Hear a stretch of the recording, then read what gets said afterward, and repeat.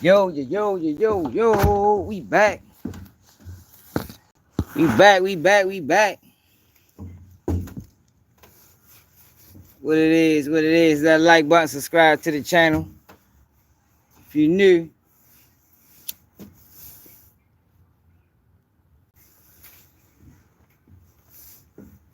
My bad, y'all. I was a little late. Double tap the screen for me. No, I was on the road, man. It was holiday time. Holiday season. But yeah, y'all, we got a good one today, y'all. We got to continue this conversation with DJ Akademiks and man, that's what's up, man. Congratulations. 2,800. We got a motherfucking graduate in the building. You know what I mean? Ain't nothing wrong with that. But yeah, yo, we ready to continue. We ready to continue our conversation with Fat Joe, who turned out to be a clown. That's the thing. It's like the internet got its good and it's got its bad, yo. One of the good things about the internet is a lot of these guys are starting to be exposed.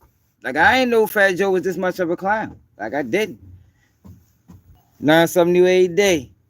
The one and only, what it is. We're gonna finish watching that video, DJ Akademiks. Cause I'm sure it got worse.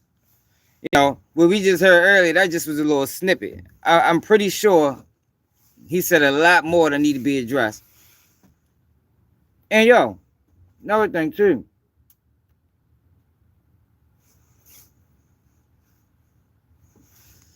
Fat Joe said what he said on Math Hoffa platform. Dwayne, what it is.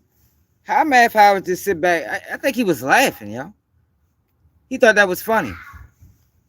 Yo thought that was funny. Like, man, I told y'all, these guys don't be standing on nothing, y'all. No integrity. So we gotta address that. We got Kodak Black. Kodak Black need help, y'all. For real, y'all. I think it's like a cold red when it come down to shorty, man. Like, I don't know who he got in his corner. He was at the Ravens game just past yesterday. And I'm going to show y'all the video from the Ravens game if you ain't already seen it. It seems like every time he step out, he looking bad. Yeah, he a weirdo, man. Fat Joe.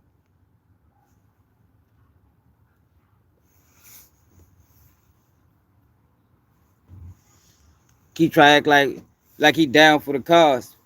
You look at his ID, though. His ID, I don't know unless they photoshopped it. Somebody went to his information. When it say race, it say white.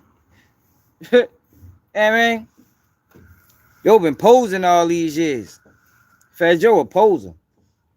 Want to hang around the brothers just to gain clout. I just seen a video of the other day. Matter of fact, we gonna tap into that. I think I saved it. Big Pun wife was talking about Fat Joe and how he carried her. She ain't got no respect for him.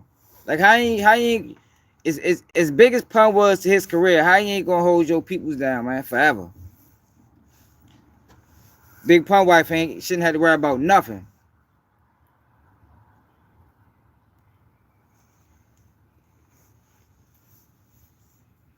Shouldn't have to worry about nothing. What else he got in the title, y'all? Oh, I was gonna do a video on this earlier, y'all, but y'all see the video of Travis Hunter fiance? Loose as a goose in the club. I said, man, I hope this not one of them days when Travis Hunter was in the car. Cause she was in that bitch shaking ass. Shorty better wake up, y'all. I said I wasn't gonna speak on no more. I ain't doing no more. I had a video ready to put out. I said, nah. Yeah, because I don't want to put too much pressure on him, yo, because at the end of the day, he going to do what he want to do anyway. But, you know, we just be wanting the best for the younger brother. You know what I mean? I say young brother, yo, ready to make a whole lot of money, yo. And he ready to give it all away.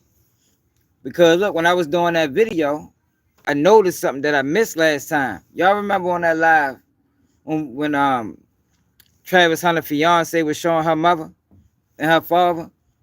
And I was like, yo, ain't no way, yo, this woman fell for yo. Ain't no way. Yo, she said something in that video that I missed. Key. You know what she said? This the only picture I got of them because they divorced when I was 1. I said, oh my God. Flag on the play. You hear me? Red flags all over the place. Let me say it again. She said it's the only picture I got of them. Papa. What are you doing out here? Look. I'm trying to show you this. Okay, I see it. It's cold out here. Y'all go back in the house. It's too cold. Let me see.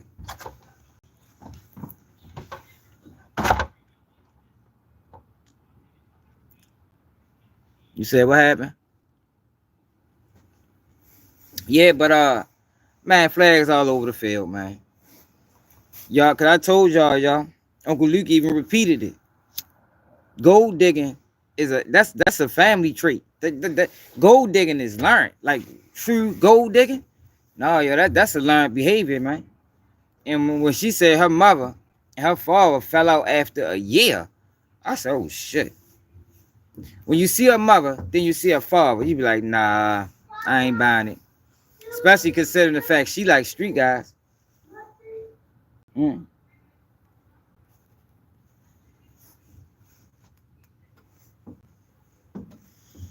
You can tell she likes street guys. You can look at the tattoos on it, tell she likes street guys. What else we got in the title? Kodak. Oh, Noreaga. Noreaga had some choice words when he was talking about Dame Dash. Yeah, history definitely repeat itself, man. Shorty gonna find herself in a tight spot. I'm telling you, Shorty gonna get everything set for life. All she gonna do, probably follow just like her mother. Had 1 child. I was thinking she might stick around for 2, 3. That way she can really get him. But she might can only stand 1. Stick around for 1 child, get married, or get married first, had a child second, out of that bitch third. As they know, or she might wait till he sign his max contract. If he go to the league and perform and he get a max deal, she might wait for that. Then she really gonna hit the lottery.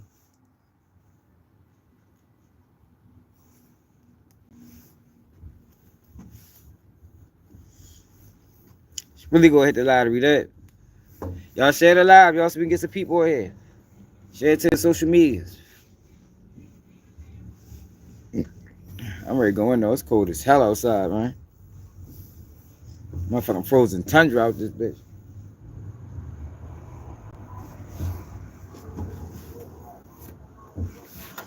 Y'all know we on the road, so I ain't got the normal setup.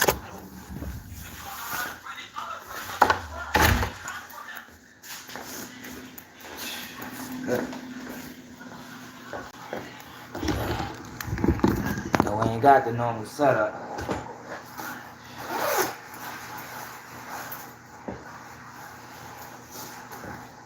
Oh, goodness. Woo!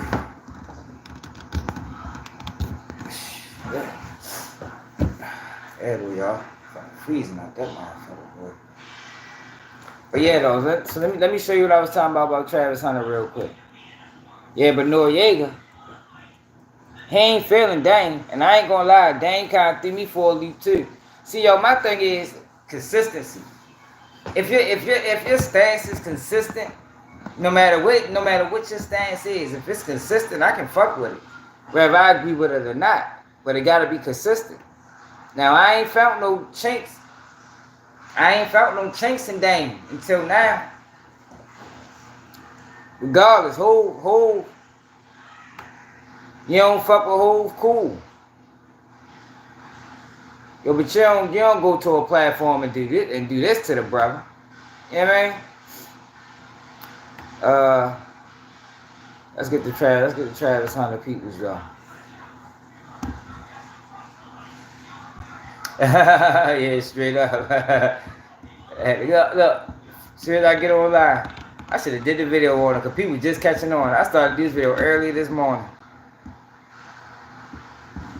Check this out.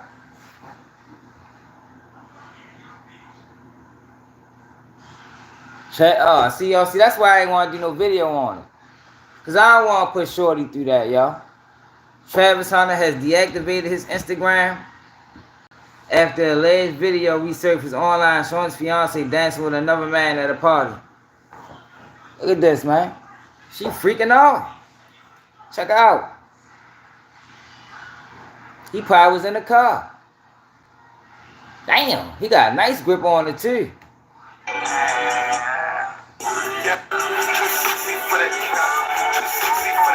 Look at the grip he got on her. Shit. Man, that's crazy, shorty. Look, that man in DSE. That's why I ain't want to do nothing on it, man. You said that ain't her? Yeah, the fuck it is. It is her. Look. That's what she had on that night. Definitely her. Look. That's her, right? That's her all day long. Freeform, what it is. Yeah, that's her.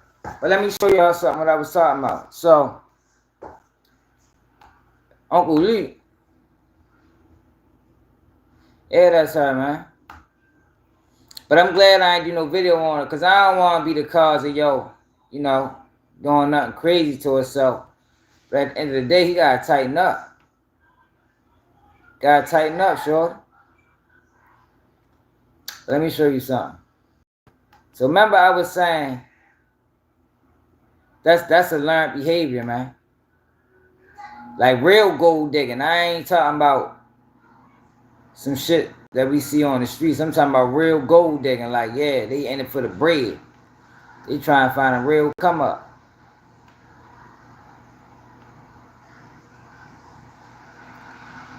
So Uncle Luke spoke about this, right? Check him out. That young girl is not a gold digger. I'll say it again. That young lady there is not a gold digger. First of all, gold diggers get coached up by their mama.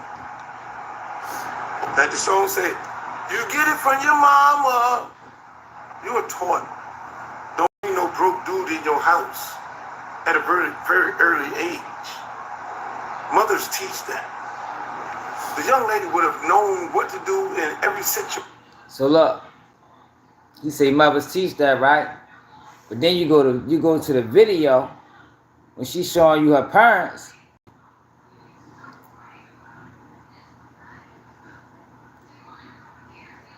You go to the video where she's showing you her parents. Check her parents out. This is the only picture I have of them together because they divorced when I was like 1.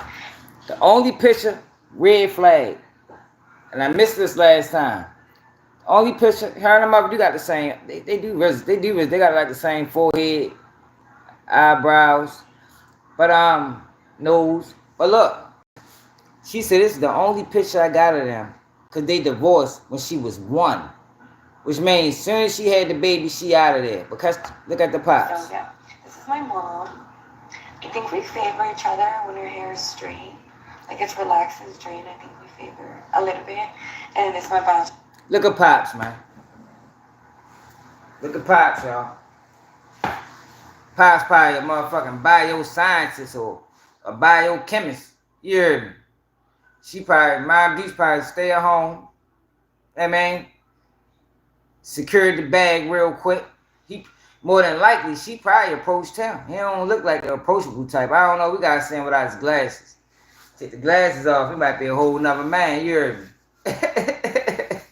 He might be a whole nother man. Take the glasses off. Yo, yo. Divorce after the baby. Right after the baby. Come on now. Mom Dukes taught her well. You already know. You got a computer working? You already know what the game plan is, daughter. Father. Some days I look at him and he looks real Filipino, and then some days I look and he's like real Hispanic to me. But obviously, this is the parent I favor. Like skin complexion, hair type, hair color, eye shape. I got real teeth eyes. Yo, he just don't look like the type of guy, yo, that actively pursue women. You know what I mean? Mom Duke spotted Joe from a mile away. This is my mom when she was really young. Look, she probably got it from her mother.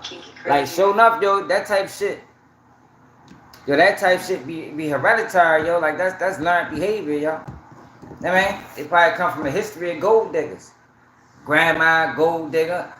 mom Dukes filed behind her. Now the daughter coming up. Like, yeah, it's like a family tradition. Straight up, straight up. He said, praise the hood. It's like a family tradition over that bitch. But let's get the rolling. So Noreaga had some things to say about old Dame Dash. I didn't even know Dame Dash. You know, a matter of fact, they did have problems because Dame Dash was saying that Nore said Nore did some flawed shit, and I normally agree with Dame Dash, but oh, so what he pledging allegiance to Fat Joe? Is that what he doing? Is Nore pledging his allegiance to Joey Crack? And that who that is?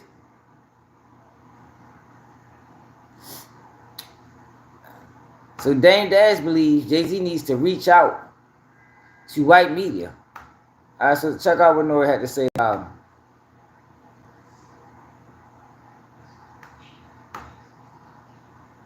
You think I don't got time? I've been receiving it. You've been coming at me. You think I don't got time? I'm not like these other people. I got time. Do you know what I'm gonna do? Tomorrow, I'm gonna wind up in Paris. The next day after that, I'm gonna wind up in St. Bart's, St. Martin, Anguilla. What's up, Chelsea? The things you used to do. No one's trying to disrespect you.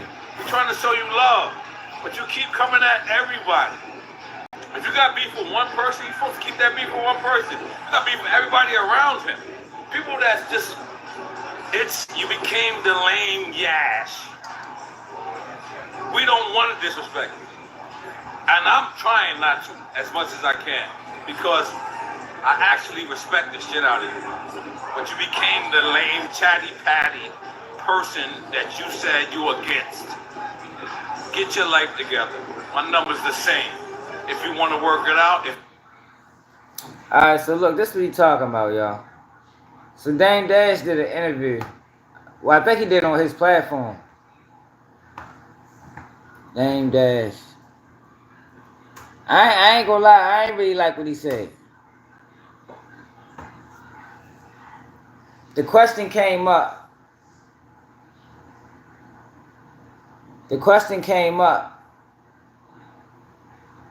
Right here. About him and... Now look. I ain't like the fact that Jay-Z... You know, that's what I'm saying. You always know my shit consistent. I ain't like how Jay-Z lawyer separated himself from Diddy like that. You know what I mean? I wasn't really feeling that either, y'all. But at the end of the day, if you let Long Crime tell it, Diddy using Jay-Z to discredit the lawyer. That's what Long Crime said in a video they put out on Tony Busby talking about Jay-Z team is harassing him and all that shit. Long Crime said Jay-Z, well, Diddy is using Jay-Z to muddy the lawyer name. That's what Long Crime said. So that could be true in a way. But at the same time, he disassociated himself with the man, and y'all, from what we know, they've been cool for forever. You know what I mean? But what I didn't like about this is Dame Dash spoke on this. And he kind of like, you know, he got issues with J.O., but you don't throw the man under the bus on no shit like this. You feel me? Like he left room to say, you know, well, it could be true without saying it. Check him out. How you feel about what Jay-Z is being accused of? Trouble accusation. I think what's iller is how people are reacting to the accusation. Like they putting them through the ringer. And I've never seen them do that before. So that's the thing, like usually things get brushed under the rug with him. And I've been accused of shit that I haven't done before.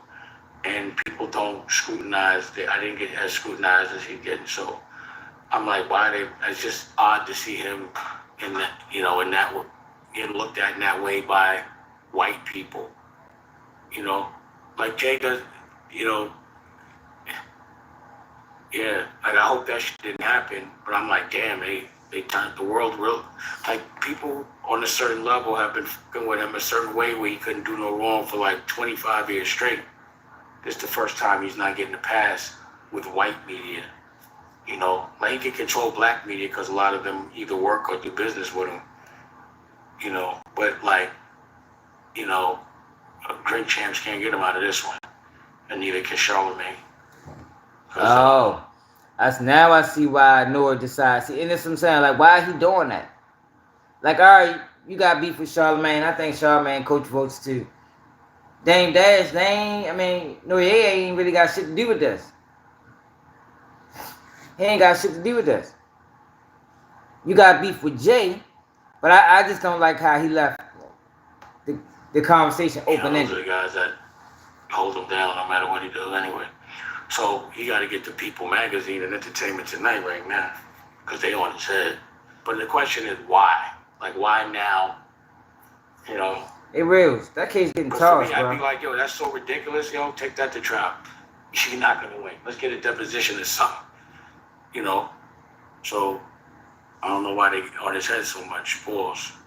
But I never seen him, you know, under this, you know, I never seen him in this position to have to explain himself.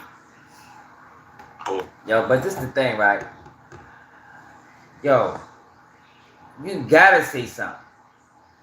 See this, come on, Dane. They saying the man raped a 13-year-old kid. Like, you can't just not say nothing. Like, this ain't like anything else you ever seen before. You feel me? So for him to try to use past situations and apply it now was like, come on, Dame, that don't fit. You gotta speak on this. There's no way you say nothing. A 13-year-old, yo, that can ruin a person image-wise. Ain't no way you don't say nothing. So I really wasn't feeling Dame take on this. And Dame probably one of the most outspoken people ever to hit the motherfucking mainstream. How you feel about the statement he came out with? Yeah, I mean, but I don't respect that though, Big Low. I heard a piece of, you know, like I said, for me, I like, you see, I'm doing an interview, so I talk. I thought it was long. For a statement, I thought it was long, pause. But, you know, I think right now, his silence is the worst thing for him if he is innocent. He needs to let Look, he's saying ask him questions. He needs to be able to say his side of the story. See, the crazy thing about it, right? This the thing, y'all. Regardless, they ain't been around each other in years. So by him saying if, that leaves room for possibility. And if you know Jay, is he rocking like that? Because y'all was rocking for years. So if he rocking like that, what the fuck that say about you? Like, you understand what I'm saying? Like, you leaving it rum to say, well, it's possible he could have did that shit to the 13-year-old. But that was your man at one point. Fuck what's going on now. That was your man at one point, dang. So what the fuck is really going on? Was that how y'all was rocking like that? I ain't really feeling that, man. I think he just doing this because it's issues with Jay-Z. Opposed to letting that lawyer talk. Because that lawyer, I don't trust that lawyer because I went to court with him. So to me, everything that guy says is, you know, allegedly a lie. Just based on my experience with going to court with him, I don't trust the Alex Shapiro dude. He's ill. He's an ill dude. He'll say anything. He's like, he's crazy. You know what I'm saying? So I wouldn't have him talking for me. If he wants, you know, I'm not going to sit there and say nothing bad or good or defend or anything because it'll all play itself out. I just think it's kind of ill that they're on his head like that. And if he's, you know, he should probably come out and say something. Like, I believe right now, you know, everybody needs to be transparent. Like, back in the day, not saying something could have been like the wave, but that was before social media. So now that there's social media and transparency, if you got an issue, you don't let people speak for you. You should speak for yourself. Let people ask you questions and, you know, go from there. That's what I would do. So you don't think it was a good idea for his lawyer to speak for him? Mm-hmm. It's been too many things said for too long. So I'd be like, yo, I'm telling you what I did. So I got accused of a sexual assault. I went through a full trial first thing I did is I made my statement. And then I went and did an interview. You know, that's what I did. And I went to trial. It didn't affect me. You know, like I can't say it didn't completely affect me, but what I could say is they didn't do that shit. They doing it to him, to me. You know, and then when I won the trial, no one said a word. You know, saying that, you know, it's hard. Like I wouldn't. Yeah, but that was his man. Said that I could say emphatically, if my man, if one of my close homeboys that I was rocking with, we done ran it up together. I could say emphatically, man, he ain't fucking no 13-year-old, cause I know his character. You understand? I know his character. I know what he capable of and what he not capable of. So by him leaving this door open, you gotta question Dame as well.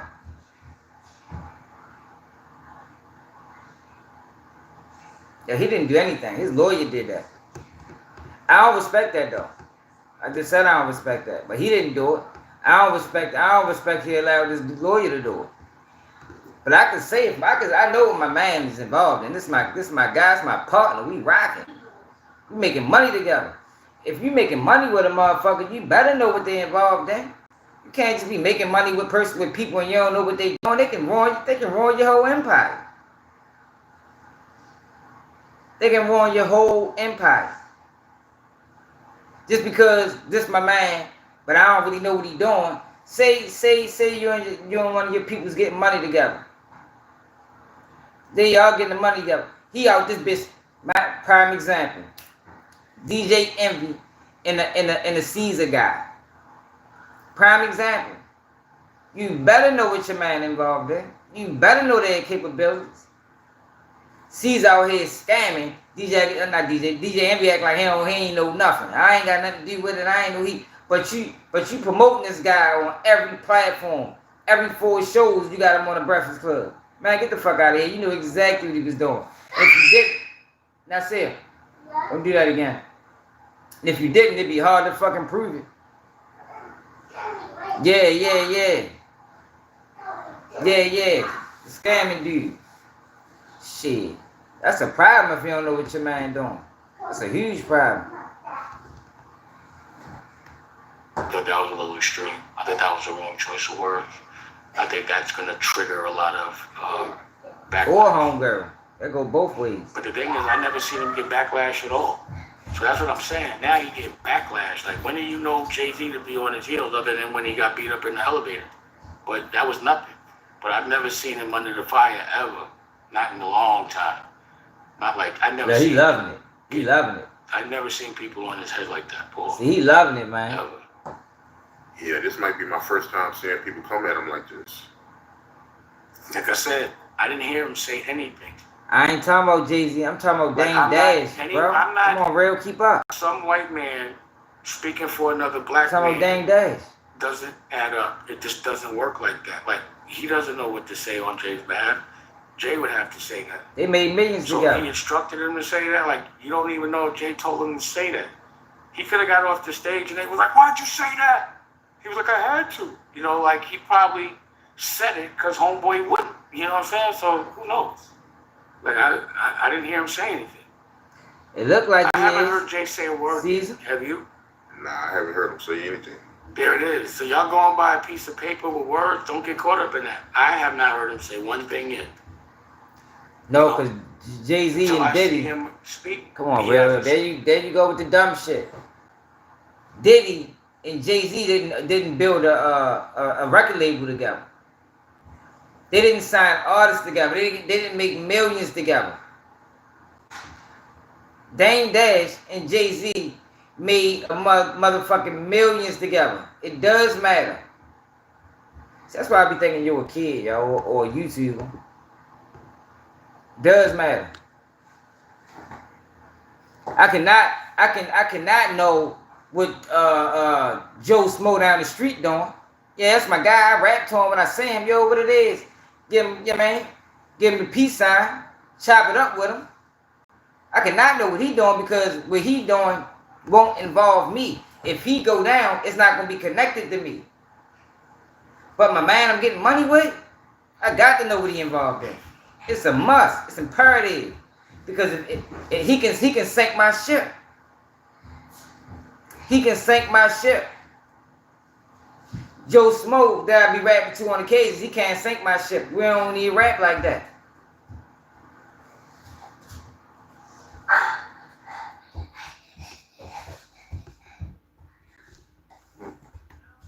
Ah, fuck, I always do that.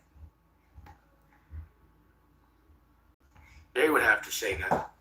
So he instructed him to say that? Like, you don't even know if Jay told him to say that. He could have got off the stage and they was like, why'd you say that?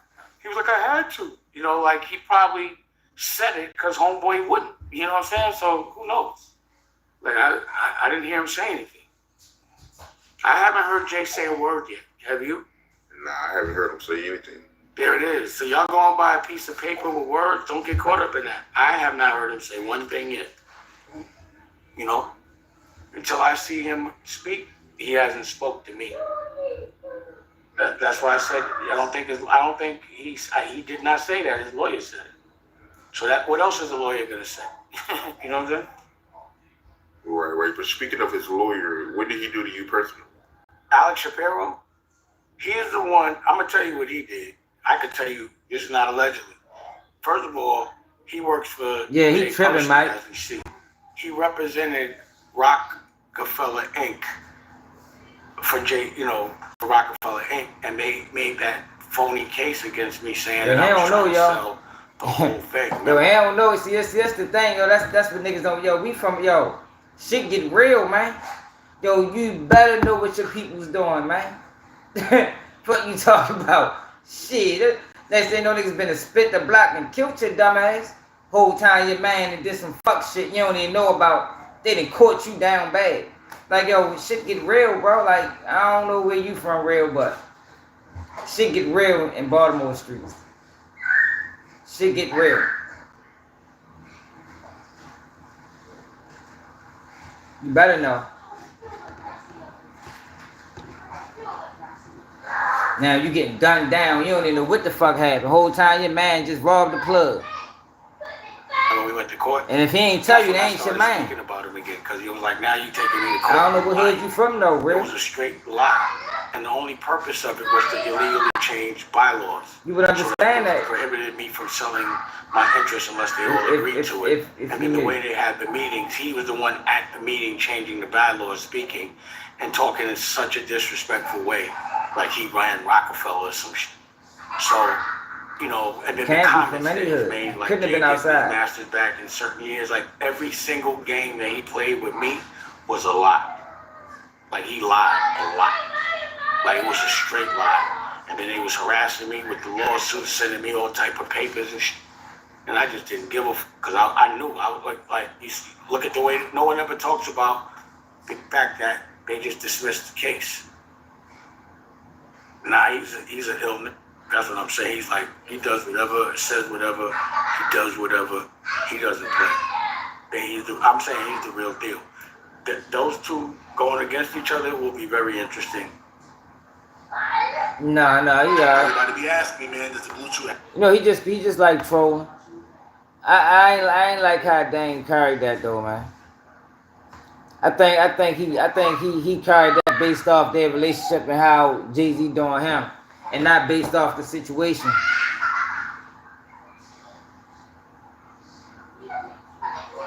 Oh, I wanted to talk about something too, right? I should have put this in the title. But shout out to DC Blacks, man. I don't know if y'all familiar with Shorty, but he's from out DC. And an audio got released. I don't know if it was new or old, but it got released. Big Meech. Big Meech was talking to another guy, and they was talking about in DC.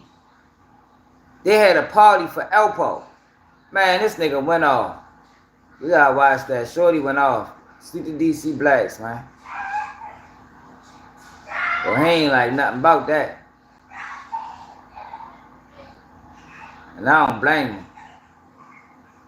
See, yo, we come from thoroughbred cities, yo. Like those certain shit just won't fly.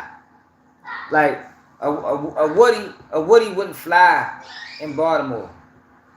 You know, we don't have rats on platforms and bring them up to radio stations and you know, no, that shit don't fly there. What the fuck that video up?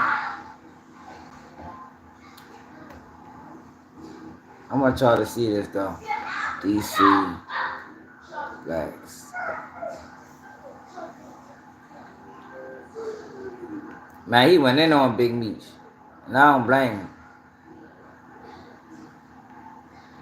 Here you go, right here.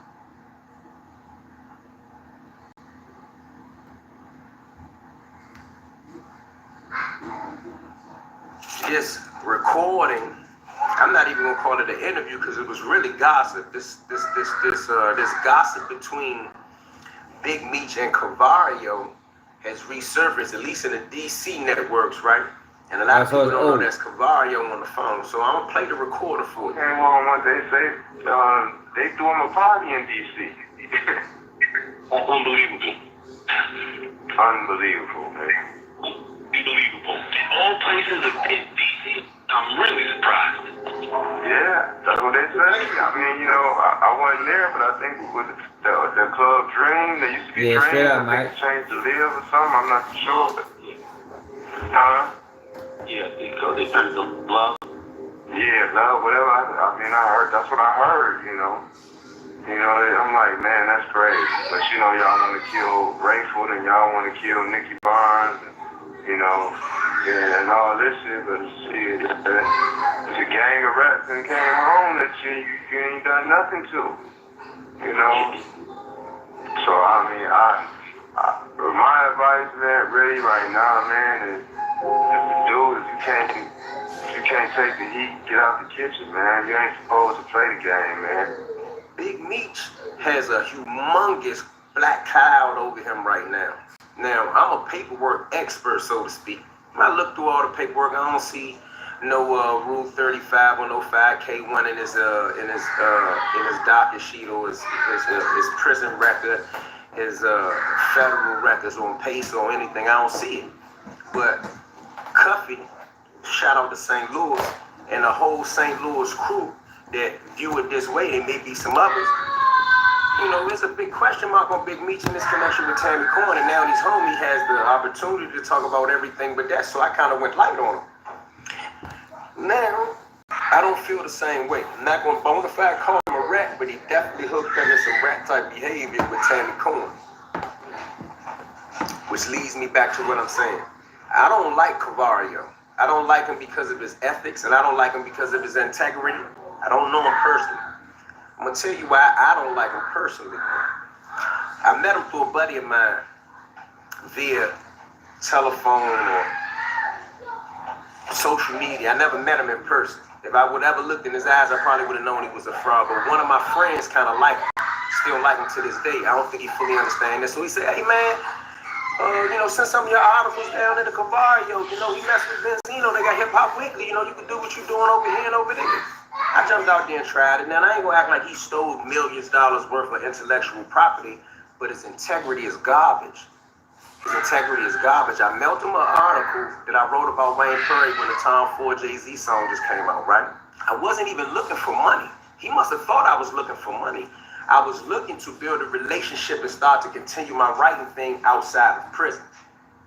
They published it. I called him, I asked him, with all due respect, didn't disrespect him, but I'm like, damn, man, y'all published my article, y'all didn't even put my name on it. He said, oh, man, I didn't know, you know, we sent it to Benzino, a bunch of lies. First and foremost, a man don't gotta never lie to another man. A man can tell a man, yo, I took that, or you ain't getting that. You don't bump around and I told Benzino this and I told Benzino that, and what do you want? You want some money? No, you could have advertised my book. You could have advertised what we was doing. But that's neither here nor there. I don't want no advertising from you.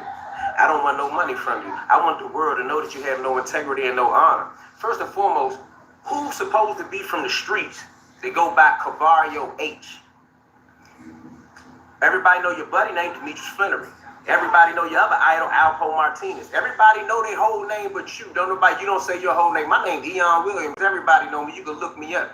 So my issue is the gossip between Cavario and Big Meech. The reason why I'm calling it gossip is because Big Meech was in prison at the time. I was home when Alpo came home. Let me let y'all know this because I'm getting toward this Alpo party thing. Anything Big Meech said about Alpo having a party in DC is gossip or hearsay. We know only people who deal with emphatically and factually with gossip and hearsay is women. So Meech and Cavario, that's Cavario on the phone. You can hear him on the phone. Paul came home one day, say they doing a party in DC. Unbelievable. Unbelievable. I know good and goddamn well they ain't throwing no party for that nigga in All no places DC. have been DC. I'm really surprised. Yeah. You can hear him on the phone talking about, yeah, I can't believe DC did that. And Big Meech on the phone talking about, I don't know, I don't know for sure. I was told. Gossip. I told it was green. I told it was let me say this right here. I've spoken to personally or spoken to someone close to every club promoter and party promoter worth their weight in salt in DC from 2010 to 2020.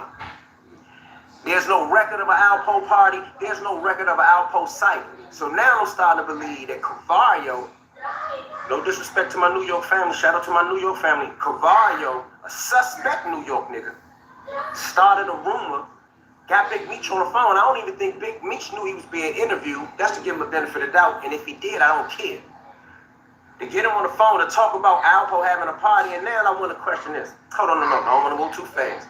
They both said they was unsure of what the situation is. And let me stop calling him Big Meech. He's not Big Meech no more. He's not Big Meech again in my world until he clear up Tanny Coleman. His name is Demetrius. So Straight up. See, yo, this the type of shit I can fuck with, yo. Straight to the point. No cut cards. Keep it all the way real. We need more of these type of content creators, man. Not all that fluff and bogus nonsense. Like Shorty spitting facts. That means everything is bullshit. And he also admits that he don't know if it was dream or love. Alpo has never set foot in a dream or love ever in his life. There is no party, has never been a party in DC. Let me make that clear. I challenge anybody to prove me wrong. If there was a party for Alpo in Washington, DC that was out in the public, there would be pictures of him. Just like there's pictures of his truck shot up on Halloween in New York. Just like there's plenty of people that was in the Smoop program in Lewisburg and no Big Meech couldn't take that cell. I know DC ain't do no shit like that. So Big Meech was in that cell taking that medicine that make you sleep. You want to gossip about something, Big Meech? Gossip about that medicine you was on in the Smoop program when that cell was kicking your ass when you was probably in there wondering why everybody's so mad at Rayful Edmond. Like you said, the Cavario H. And, you know, they don't have that same feeling for Nicky Bonds and Alpo. So what was you thinking about doing the Alpo? You was thinking about doing the Nicky Bonds. You was thinking about doing the Rayful Edmond. That's why you said, I don't know why they feel like that about Rayful Edmond. Were you and Rayful Edmond in the same halfway house down there in Southern Florida? Is that a halfway house for rats? I'm just asking. Cavario or Demetrius? Cavario. Let me get to you one more time before I go. What you doing is cowardly on that phone, and I don't know how many people know it was you, because see, you probably published it at first and then let it go around virally. I knew that was you on the phone without nobody even showing it to me. So my man said, did you hear this? I said, yeah, man, that's years old. But, Cavario, you instigate. And you know what we do to instigators down here? So, you instigating, and you're instigating, you on the phone talking about, that is unbelievable. That is unbelievable. Why is it unbelievable? You ain't never done a gangster act in your life. I done researched you. Nobody says nothing tough about you. And you keep walking around flashing these old pictures and videos of you and Demetrius. Demetrius had you around. You was in the capacity of a Blue Da Vinci, bro. You were a person that did edited articles in magazines. Big Meech wasn't looking to outlet to ship nothing through you. He wasn't looking to do no business with you. And for you to sit up on some of these podcasts that I've seen you sitting up on there, you're not a street nigga, you're not a real writer. Cut it out. Don't nobody respect you. If you if you Google your own name and research your own name on the internet, you will see all the foolery connected with you. Cavario H. Now, aside from that, go ask Demetrius, since you want to be on the phone asking Demetrius about what he feel about Alpo and Rayful Edmond. Ask him, how does he feel about Cuffy and Tammy Cohen, and him calling her and introducing him to Vidal Suarez and Cuffy going to jail right now. And Cuffy sitting in prison. Ask Demetrius if he have anything to do with that third-party cooperation. Because while you being a groupie, I know you won't ask him. I know you won't even say nothing about it. We're going to move on to that. Now, another thing that crossed my mind was when Meech said, y'all want to kill Rayful Edmonds, but what about Nicky Bonds? And what about this person? It's a gang of rats that came home and y'all ain't did nothing to him yet.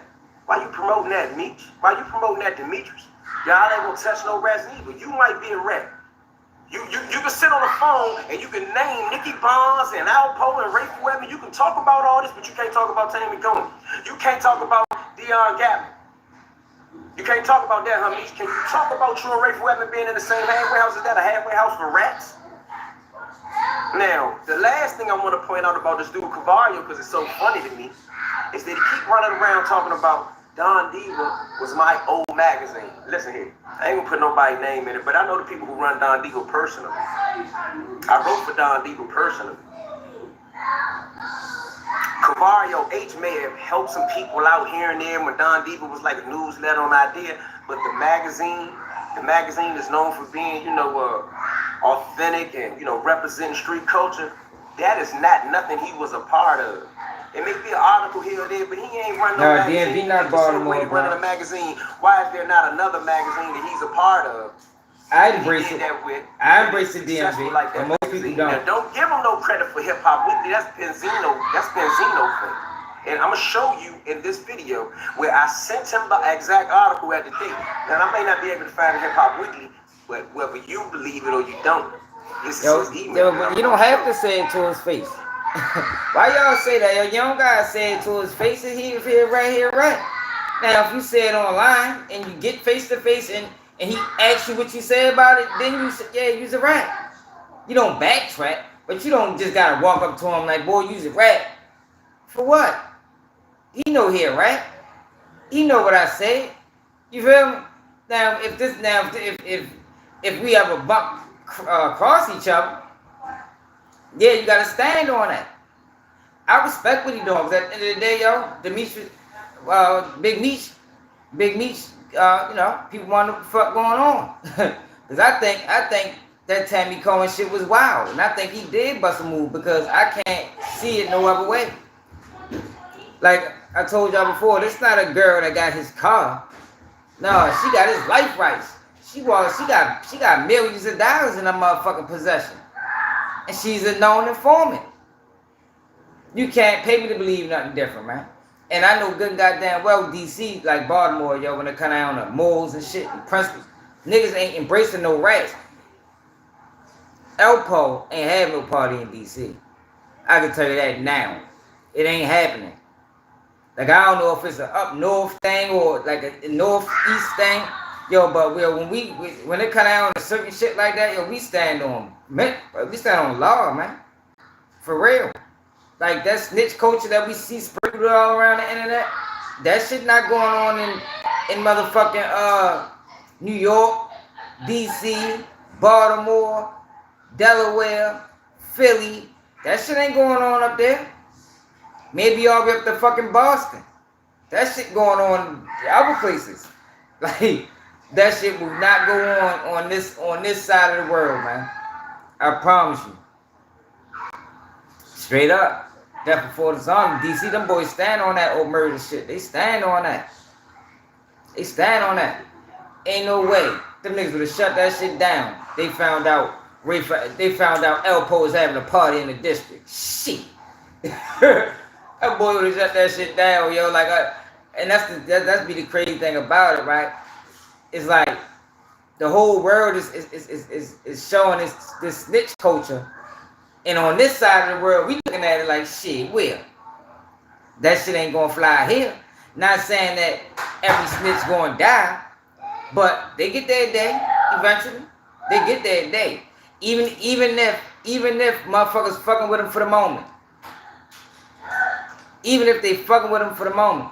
The minute whoever he told won't come home, or somebody come home close to that situation, out of there. Yo ain't on Park Heights no more. That boy LV some motherfucking way.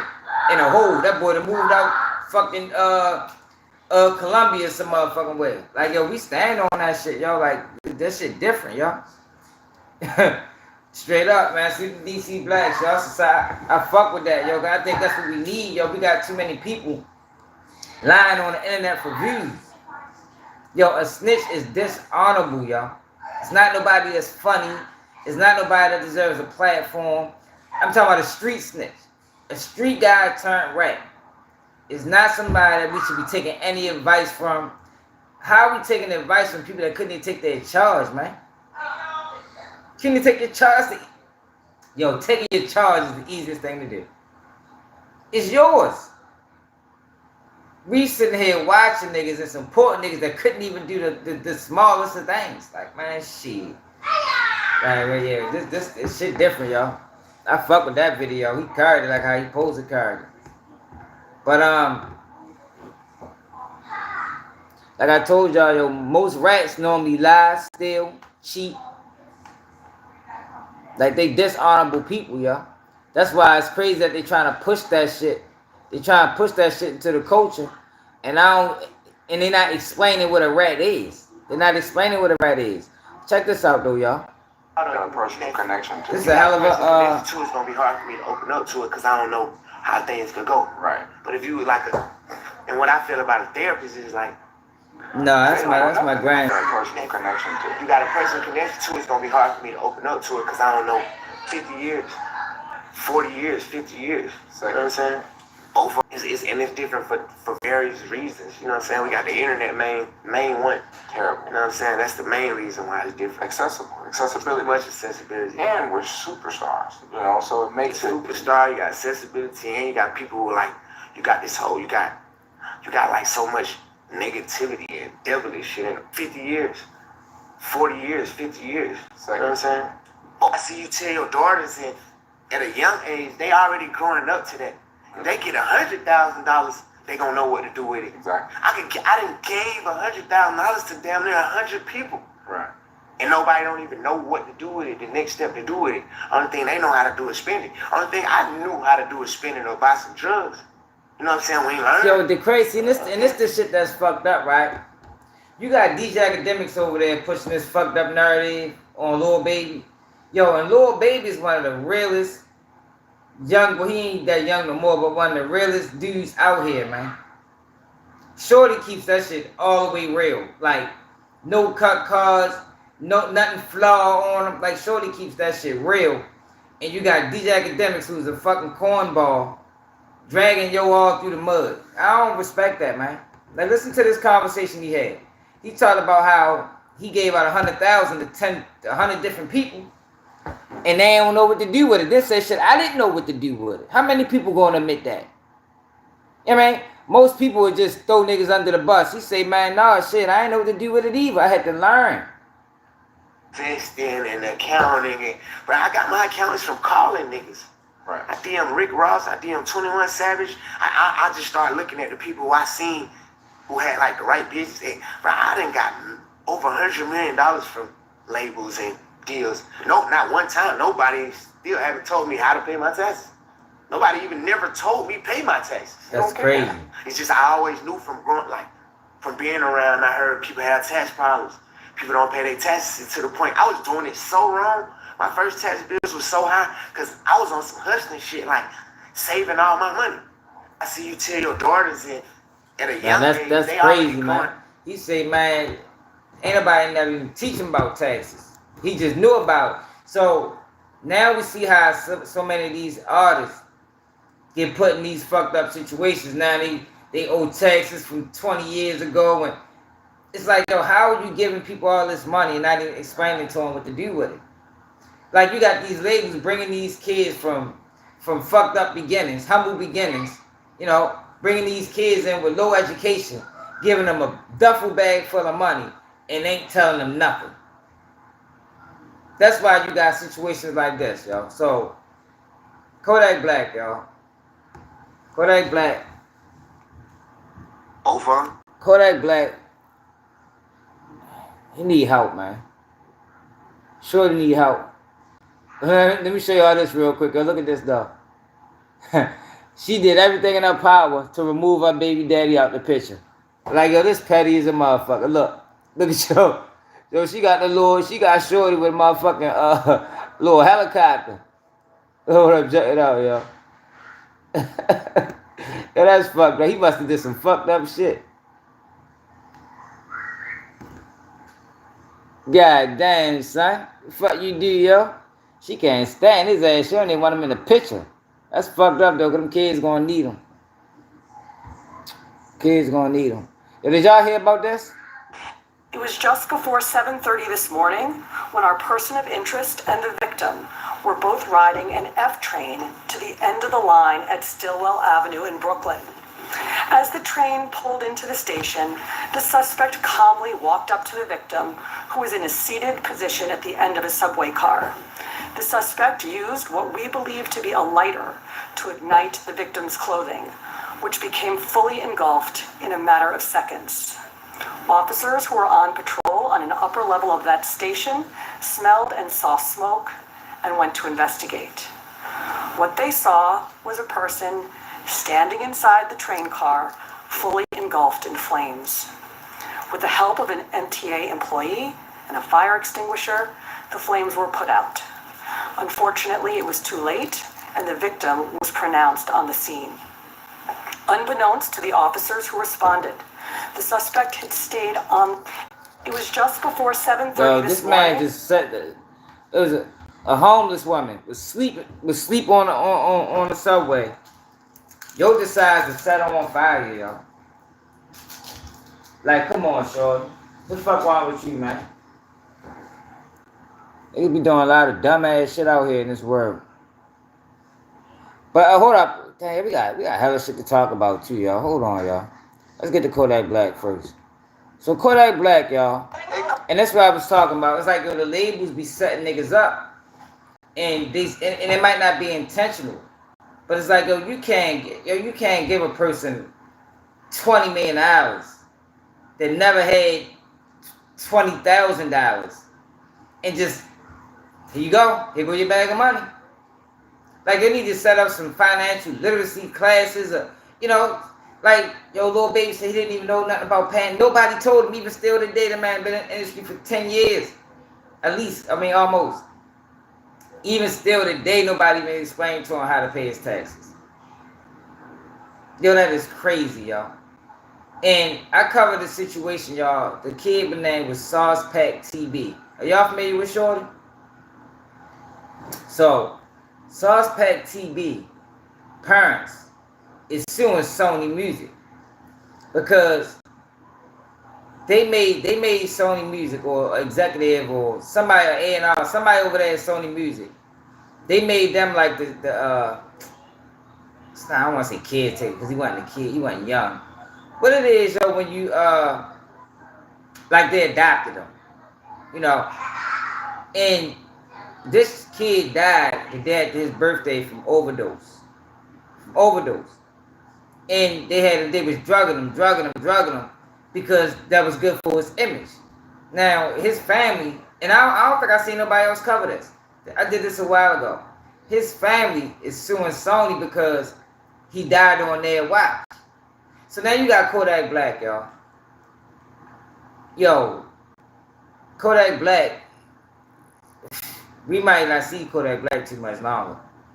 If Shorty don't tighten up, if somebody close to him, yo, don't get a hold of Shorty, because in every video we see him, he looking bad. It just go from bad to worse. Like, the man don't look healthy at all, and it's visible. So he was at the Ravens game yesterday. And Meech, what's up? And look and check him out though, y'all. Check him out. Kodak, what you gotta say about the Ravens, big thing? Hey, They look like somebody fucked up uncle. You gotta tell the Flaka about that boy LJ, man. Yeah.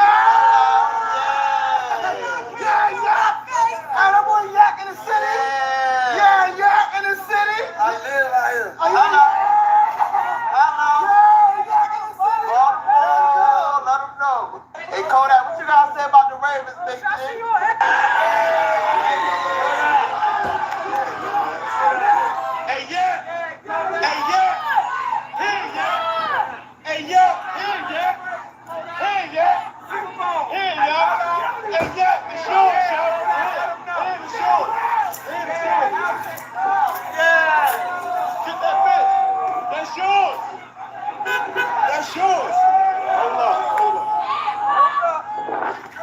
yours, shorty. Hold up. That's yours. That's yours, man. That's yours, shorty. Go block boys on Instagram. Yeah. On play. On play. You know what's going on. You know what's going on. Yeah. Yeah. Yo. Block boys on. Hey, yo, that's yours, y'all. Kodak Black, you know, him and Lamar Jackson type. But Kodak Black got a serious drug problem, y'all. My man said he think he taking Miley. I know he taking Percocets. And the thing about it, right, is you can do this shit every day. All it takes, y'all, is to have a bad reaction. And it can be one of them situations like a Rich Homie Quan. Rich Homie Quan ain't died from fake perks. Rich Homie Quan died from taking Percocets mixed with motherfucking Xanax. And whatever Kodak is taking, it ain't just pills. I done took a lot of pills. A whole lot of them motherfuckers in my life. And I ain't never looked like this. You understand? Show your eyes wide open, look like he popping, eat pills. But I was talking about how the industry I don't know if it's intentional, but they allow some of these people, hit that like button, subscribe to the channel if you new. They allow these people to dibble and dab and hard drugs until it kills them. So I was telling y'all about a story, Sauce Pack. Fuck the name of that video was.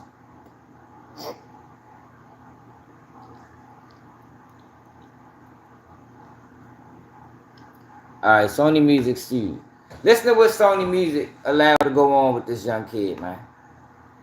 Shit terrible, y'all. This was a hell of a story. I don't think nobody else covered it. Find your perfect domain name. I don't think nobody else covered it.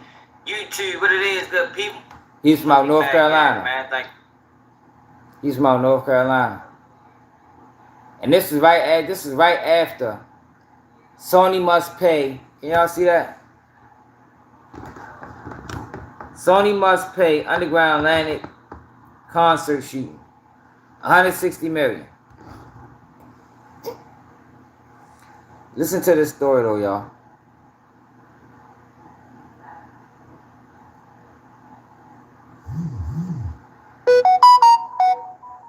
The lawsuit and what the mom is alleging, I kind of salute.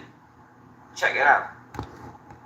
The mother of an up-and-coming rapper from North Carolina has filed a wrongful death suit against Sony Music, claiming the company Flaka died of a drug overdose just 4 days after his birthday.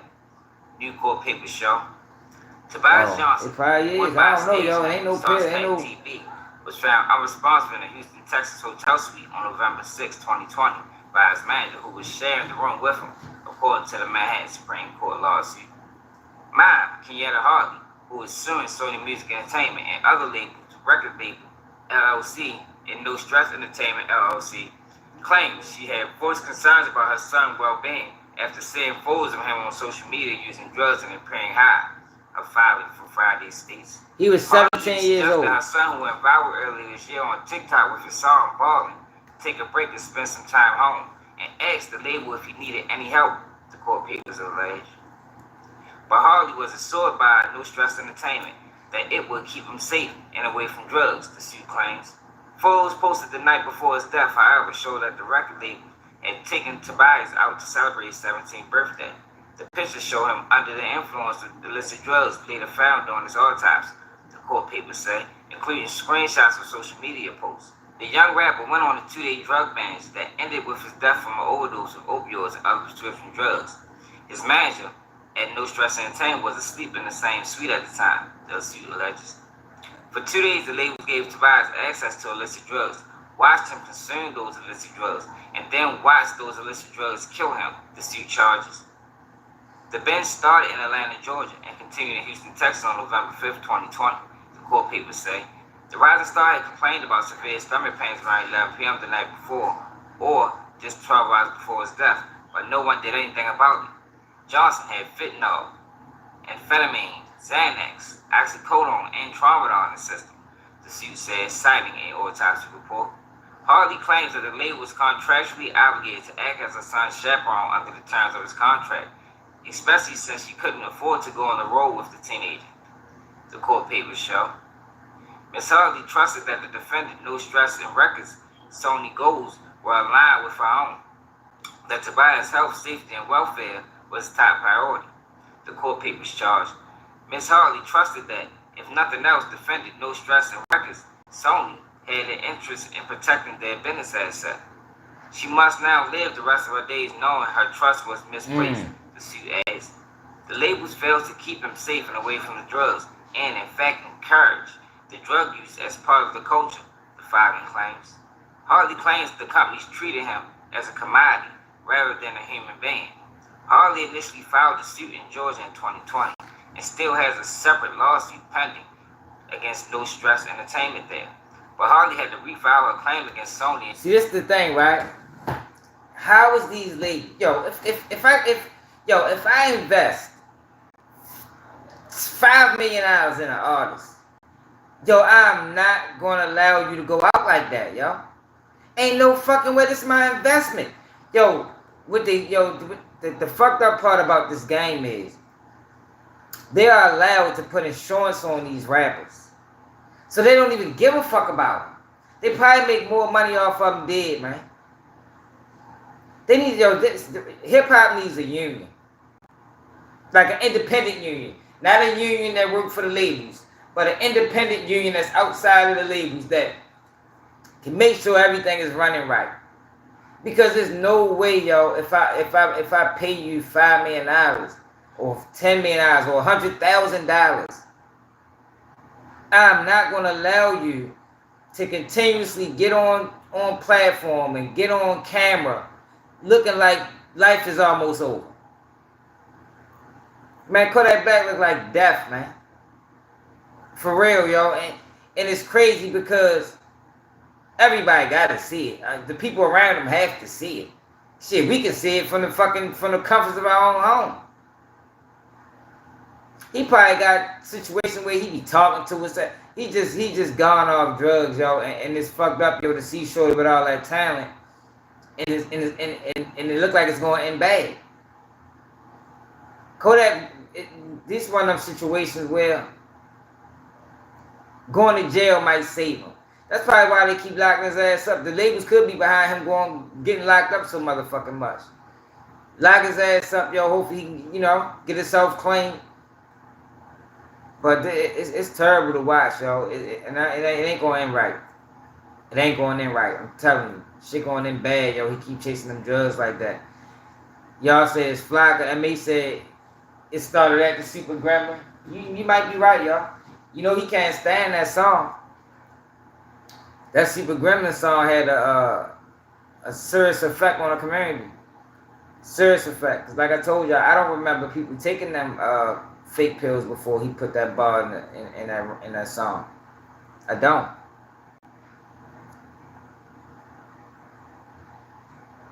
Once I can get paid off of forever. Right. Yeah, it's a win-win. They gonna get they own the music. Whether he dead or alive, they getting paid. That's fucked up though, y'all. It's fucked up, y'all. Cause how many years, right? Is Kodak gonna be able to live like that? Have anybody ever thought about that? Like, have people ever seen a motherfucker real bad on drugs? Like, real bad. I'm talking about hard drugs, dope. I mean, have y'all seen a young dope fan? Because we live in a world now, yo, where some of our friends end up being dope fans. You feel me? And I didn't watch people that I known before they start taking dope, before perks was a thing. And I didn't watch that shit tear them down, like, completely to the ground. And you can see when it's almost over. And it looked like, for Kodak, it's almost over. Like, it does. He can't go 5 more years like this. Ain't no way. Ain't no way. It's breaking his body down. And I don't know if people care about him or not, but somebody need to tell him. For real.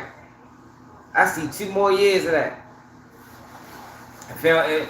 And this ain't me wishing it on him. This is me being observing. I see 2 more years of Kodak living like this, and then ain't no telling what the fuck gonna happen. For real. It was Jiggas then, the mouth then the mouth. I'm not surprised.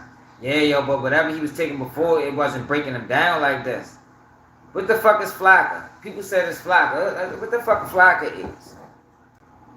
I ain't never heard of no motherfucking Flaka. We don't take that shit in my city. Motherfuckers take perks, Xanax. I ain't never heard of Flaka. Is that like K2?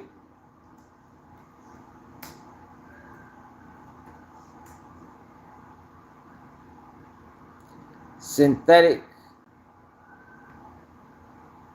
What is in the drug Flaka? Alpha-pyrrolidinopenthiophenone. According to medicinenet.com, Flaka is a synthetic street drug. Flaka, also known as the Flaka drug or Flaka zombie drug, is primarily composed of alpha-pyrrolidinopenthiophenone, alpha-PDP, which is an artificial stimulant that falls under the category of synthetic cathinones, commonly referred to as bath salts. What is the side effects of the drug Flaka? Flaka is a synthetic drug that has similar effects to cocaine and amphetamines. The short-term effects of Flaka include euphoric sensations, rapid heart rate and palpitations, increase in blood pressure, alertness, and aggressive behavior. The effects of the come-down from Flaka include fatigue and depression.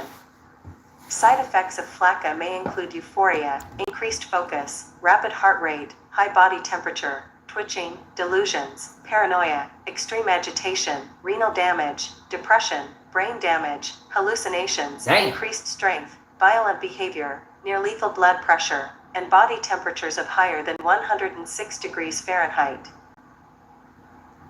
That's a fucking hell of a drug.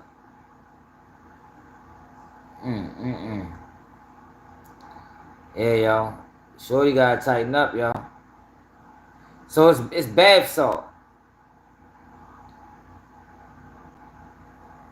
It's a stimulant that falls under the category of synthetic. It's bath salt. It's also known as gravel due to its white, crystal-like appearance.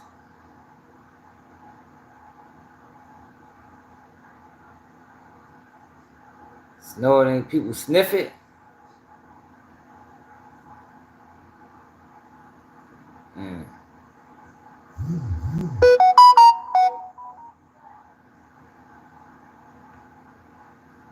Injecting it, intense rush, refill, increased rate.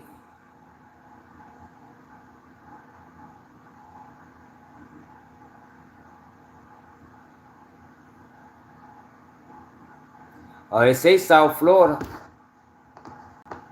It originated in South Florida. What the fuck?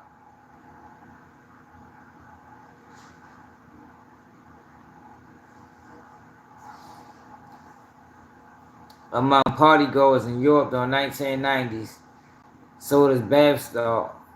A rise in popularity. Current trends. A studies covering evidence for 2007-2020 identified 31 different synthetic cathinones, including Flaka, and 75 reported fatalities in the U.S. Flaka is often underreported, as is often mixed with other drugs such as Molly.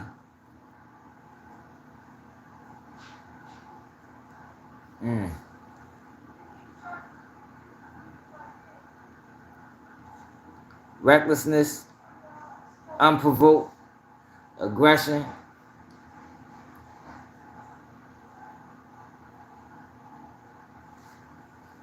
physical symptoms, heart rate, hypothermia, breakdown in muscles. See, that's probably why his face looking like that, the breakdown in muscles. Muscle weakness, fatigue.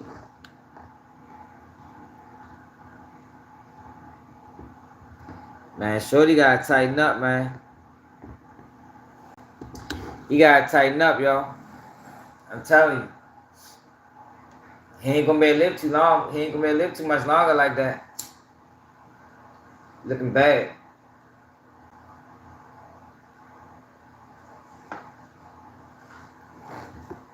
I done seen a lot of people that was healthy as a bitch start fucking around with that dope, and next thing you know they did, and I done seen how it looked before it hit them. And that's how Kodak look now. Look like if he don't tighten up soon, he gonna be on his way out. But did we cover everything? Did we cover everything, y'all?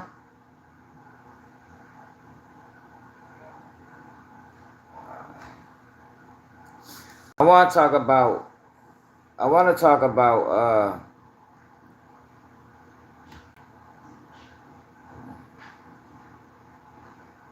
Fat Joe and DJ Akademiks. So I showed y'all earlier what Fat Joe said, right? Let me play it again real quick. And I didn't like this.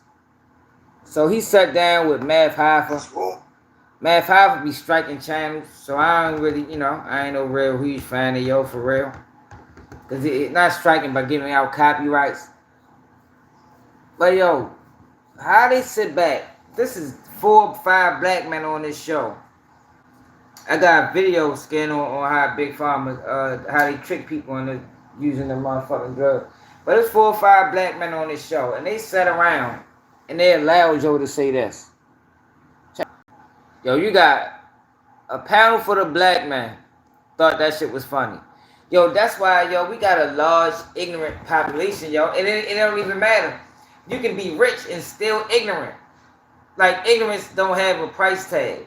Ignorance doesn't have a poverty level. You understand what I'm saying? Like, yo, all these guys, Math Hoffa is a successful black man. And a lot of people still don't understand the difference between American black people and black people from other countries and shit like that. It's a difference. And it's not a difference that we created.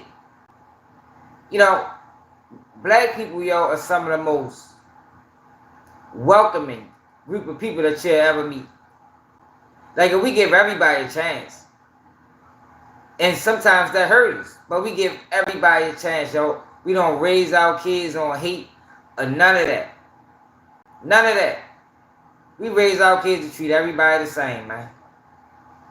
Treat everybody the same. But you have people that have come over here to this country and disrespect us like we are the problem. But in reality, like I was talking about earlier, yo, we are the reason everybody is over here. How the Civil Rights Bill of 1965 helped immigrants.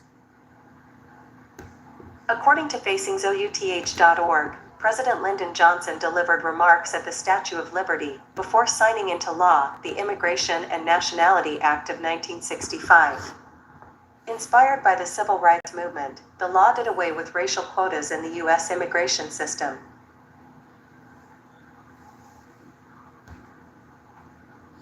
Oh, so I got the dates wrong at first. I said it was in 65. So after the Civil Rights Bill passed,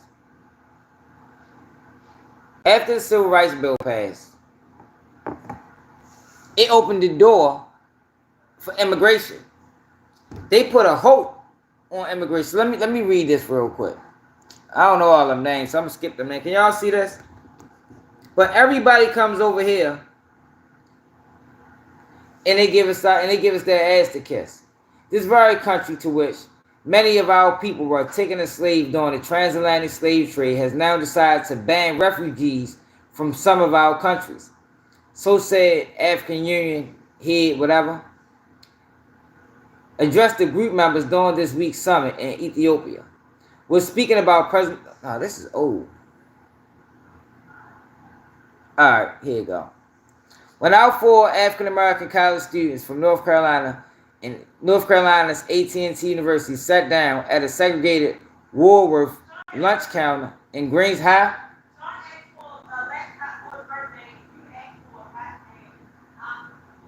Oh, in Greensboro, 57 years ago this week, they ignited a movement that brought down Jim Crow and led to the passing of the Civil Rights Bill of 1964 and the Voting Rights Act of 1965. But the movement did not end there. It also played a role in ending the race-based immigration quota system. As the civil rights movement gained momentum in the 1960s, it made the idea of America as a white nation increasingly unacceptable. Just a few months after passing the Voting Rights Act, Congress passed the Immigration Nationality Act of 1965, abolishing the race-based immigration quota system and replacing it with a system that prioritized refugees, people with special skills, and those with family members living in the United States. It was also forbade discrimination in the issuance of immigrants' visas on the basis of race, sex, nationality, place of birth, or place of residence. Y'all. But then you get these people, right? They'll come over here and they treat us bad. But we are the reason they're here. We're the reason they come over here, they say we don't got no coach, we don't got no culture. They talk bad about us, they use us for their benefit, and then when they don't want to use us, when they don't need us no more, then it's y'all don't got a culture. You feel me? So you got Fat Joe, who he caught backlash because he's trying to implement, or he's trying to create this narrative that Hispanics and blacks created hip-hop. Now, at the end of the day, yo, I don't really give a fuck who created hip-hop. But I know for certain that black Americans created hip-hop. And these Akademiks, who I think is one of the biggest culture vultures, who benefited the most off of black culture, turned the man into a millionaire, and gave him a voice in the community, decided to speak on this situation. Now, earlier, we played the clip of it, but we ready to play the rest of it. Because I'm sure he said a whole bunch of things that need to be disputed. I'm sure he did. Because he always do.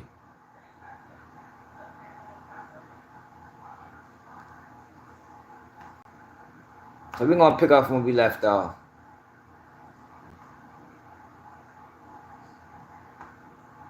Yo, at the end of the day, y'all, like I was saying earlier, it is a difference. It's a difference. You know, the shit that we went through and the shit that we endured in this country is different than somebody coming from another country and then implementing themselves here. It is what it is. But it's like anytime we try to we prioritize our own, it's an issue. Anytime we try to recognize our own, it's an issue. But it's not an issue when anybody else do. It's not an issue when anybody else do. And we are the most inviting people that probably ever walked the face of this earth. We're not at the head of nothing that we got going on culturally. Nothing. These Akademiks, the top of blogging. He's a Jamaican. He the top of speaking on hip hop culture. You got the record labels running hip hop. They Jews. So we decided to say, you know what, yo, we're gonna focus on us, y'all. We're gonna identify descendants of slaves, and that's what we moving under this umbrella. Now, like I told y'all in the last video, I don't know what the fuck FBA is. I just go by what I see in my personal life and what I see from talking to people. I know that, yo, just because we all black and we're not all on the same page, it is what it is. It ain't hate. It ain't hate. Because I respect everybody. And it is people from other cultures and black people from other races that's down 100%. But it's not the majority. It's not the majority. So when we say, all right, fuck it then. We extended the olive branch and y'all burnt the bitch. So we like, all right, fuck it, stay over there. It's an issue. So like I say, DJ Akademiks is one of the people that benefited the most off of black culture, hip hop. And every now and then, he jump off the rails. Now in this video I was talking about earlier how he minimized the conversation to reparations. So I don't know no Jamaicans that even want reparations. I don't want no reparations. Like, yo, for one, you don't know what the fuck you talking about. For two, you need to stay on the motherfucking sideline until you learn what's the real issue. Because the issues that the FBA shit, the Foundation of Black Americans, that shit ain't got shit to do with no reparations. And if reparations was to come, because it is old, it ain't because black people wanting a handout. It's because black people want what everybody else got when they got fucked over by a country. But whenever it come to us, it's an issue. Like I said, yo, you got the Indians. They got reservations. They got motherfucking casinos. When the Hiroshima bomb hit, the Japanese got paid. When motherfucking white people benefited off slavery, Jews benefited from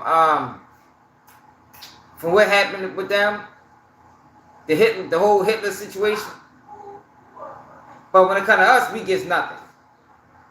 We just supposed to, you know what, man, pull you up by your bootstraps. But the crazy thing is, a lot of us do, and a lot of us are successful, and a lot of us get far in life. So when they speak about this topic, they speak about it in a way like we just gave up, we just lazy, we don't want to work. Fuck no. We done came too far to be considered lazy and don't want to work. How? We done came too far as a culture, as a people. So now you got these people like DJ Akademiks, and now you got Fat Joe talking about Foundation Black Authority. It's like, yo, who the fuck is you, Fat Joe? You done benefited off the culture too. I just be sick and tired of it, man.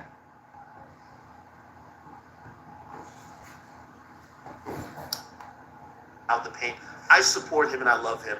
And I love people, everybody that's black. There's obviously some tradition. And that's a fucking lie, y'all. You don't. I was talking about earlier. Matter of fact, before we get to this, listen to how DJ Akademiks covered Sean Kingston in the fraud situation. DJ Akademiks, Sean Kingston, fraud.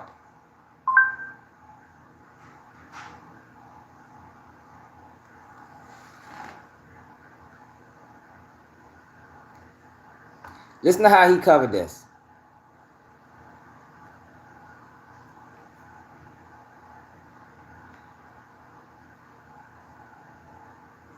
Live in Maryland, you're definitely gonna want to hear this. If you've been injured in a car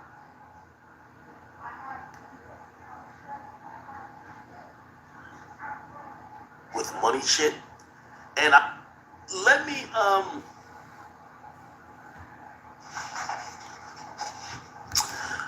fully also address this Sean Kingston shit. Yo, Sean Kingston, I rock with you, bro.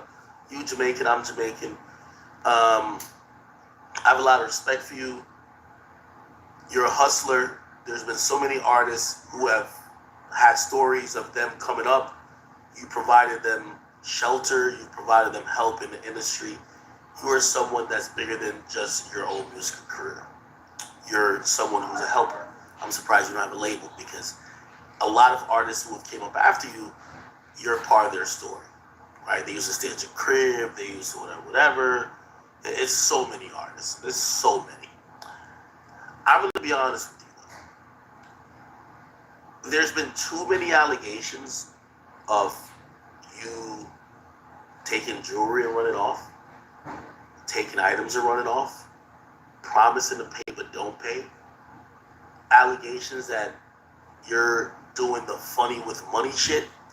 And I'm only speaking about things that I've seen publicly. I'm not talking about gossip and rumors that's going around the industry without there being Listen to the respect associated with it. But we all remember there was a time when people thought you got kidnapped. Like a jeweler. Like, I don't know if y'all... You see how much respect he showed him? DJ Academics, G Herbo, fraud.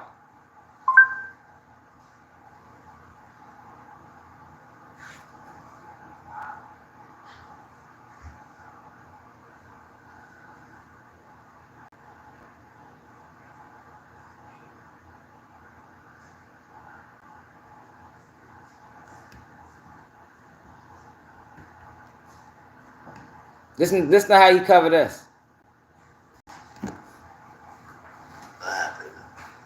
Apparently, G Herbo was locked up for a gun. I tell you, man, catching a gun charge in Chicago is like a rite of passage. Nah.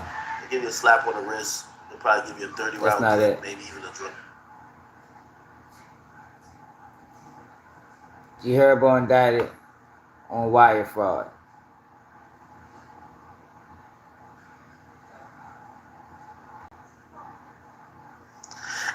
Check it out now. Goddamn, boy. Now, let me tell you this, man. November and December is when the feds cash out all their big hits. I'm going to give you out a trend, okay? By the way, they watch niggas for years, and when they're ready to cash out, they cash out usually at the end of the year. I don't know if it got something to do with federal courts being closed, but that's how they usually come. I'll give you some examples. 6ix9ine got locked up in November 18th, 2018, okay? Bobby Shmurda. Now, here's another federal indictment coming down on a rapper. This time it's G Herbo. It's coming down to the Massachusetts court, and they're claiming my man G Herbo is a scammer. Okay?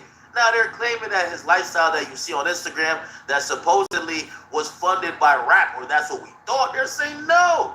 Him and his homies had stolen credit cards, buying a bunch of ish and flexing and living it up, and people thought it was rap money.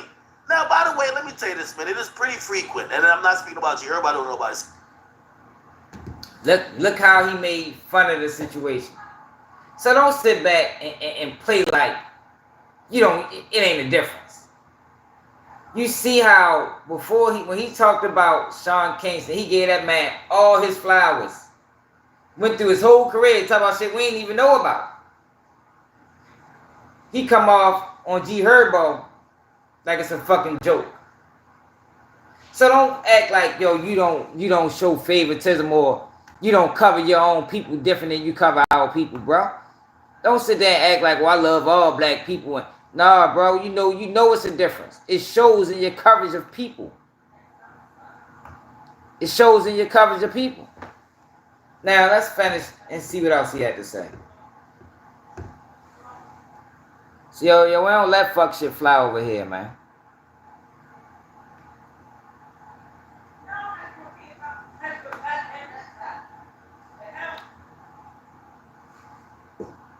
Additional traditions that are different. There's some cultural slight differences, but at the end of the day, we also got to think about the macro perspective. When we walk outside, they look at. He didn't just find Sean Kingston. Right?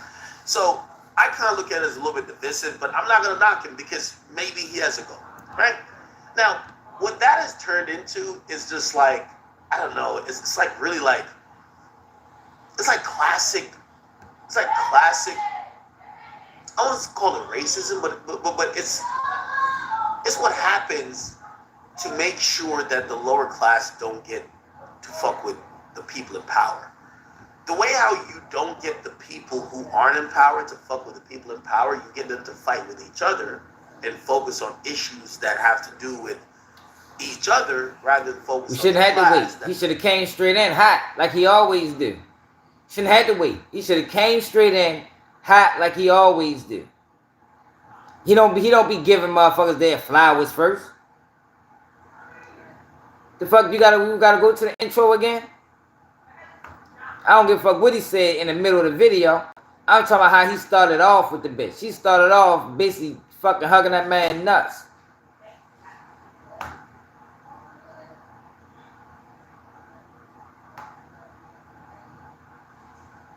Like I found it. On Christmas Day. So you're her, right? You're the boxer? Yeah, golden girl. Experience the inspirational. Marty, remember what I told you about Sean Kingston? So Sean Kingston's behind bars in Southern California and arrested. Not pushing it out after the cops raided his home in Florida and arrested his mom.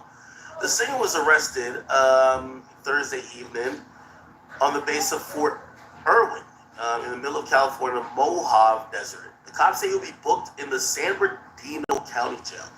The cops say Sean performed a show on the base. He cooperated as the base police took him into custody on a Broward County. Sean was not okay. All right. I ain't never in my life heard him speak about any rapper like this. Let me fully also address this Sean Kingston shit. Yo, Sean Kingston, I rock with you, bro. You Jamaican, I'm Jamaican. I have a lot of respect for you. You're a hustler. There's been so many artists who have had stories of them coming up. You provided them shelter. You provided them help in the industry. You're someone that's bigger than just your own music career. You're someone who's a helper. I'm surprised you don't have a label because... I'm surprised you don't have a label. Man, get the fuck out of here, real. I ain't never heard him talk about no black rapper like that. No African American rapper like that. Ever. Ever. He goes straight in. He get that man his flowers first. I don't give a fuck what he said in the middle of the video. That supposedly is put there, right?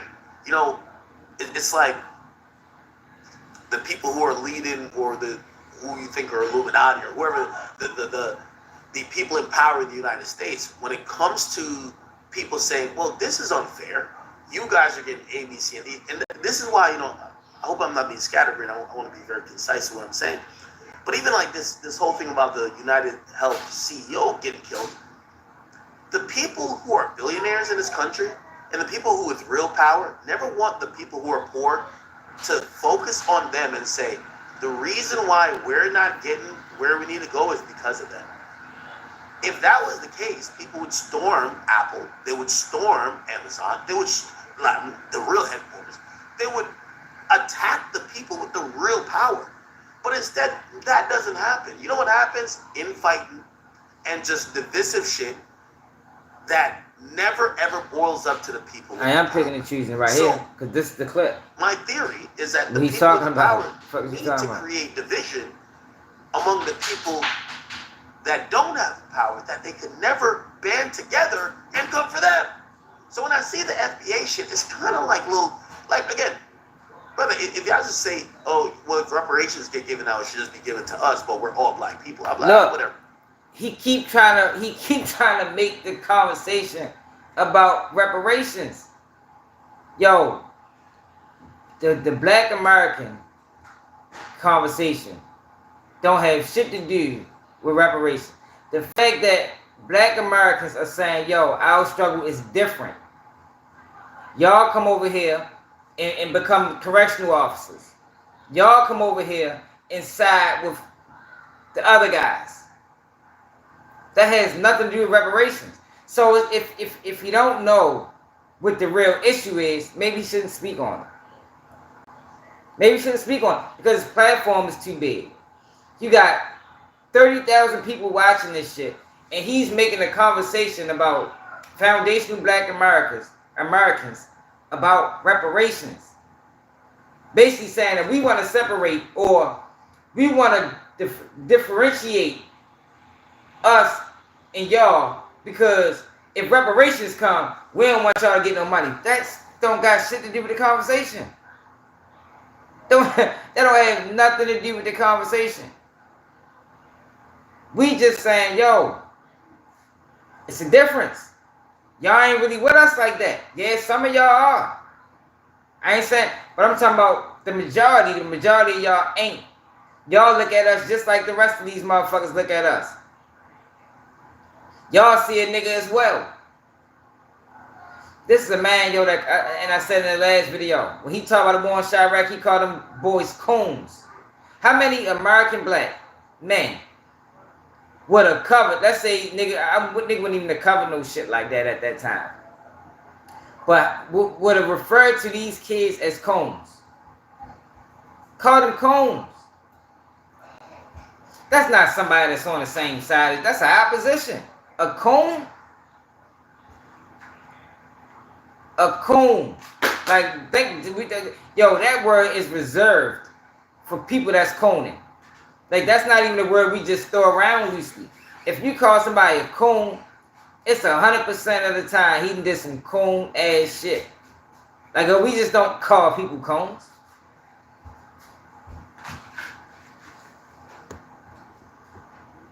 But he's trying to act like, oh no, we all together, we all is one, we are the world. Like, Michael, no, we ain't all the world, bro. It's different. But the thing about it is, we didn't make it that way. We didn't make it that way. Y'all made it that way. By coming over here, critiquing us, looking at us like we less. I told you I had a dude tell me that we need to forget about slavery. He told me that they think, he's speaking for everybody, I guess what country he was from, Africa somewhere. They think over there that slavery and what we've been through with slavery is holding us back. We need to move past it. But the problem is, yo, they don't know about all the other things. They don't know about redlining. They don't know about Jim Crow. They don't know about mass incarceration. They don't know about the crack epidemic. They don't know about the Tuskegee experiment. They don't know about the freedom fighters. They don't know about the Black Panthers. I can go on for fucking days, right? Of shit they don't know about. But yet they come over here and critique us. And they critique us like they know what the fuck like you don't know the real issue. You ain't been here long enough. Then they come over here and they side with the opposer. The opposition, I mean. But he's trying to stir this conversation and make it a conversation about reparations. It's not about reparations, Akademiks. Reparations has nothing to do with this conversation.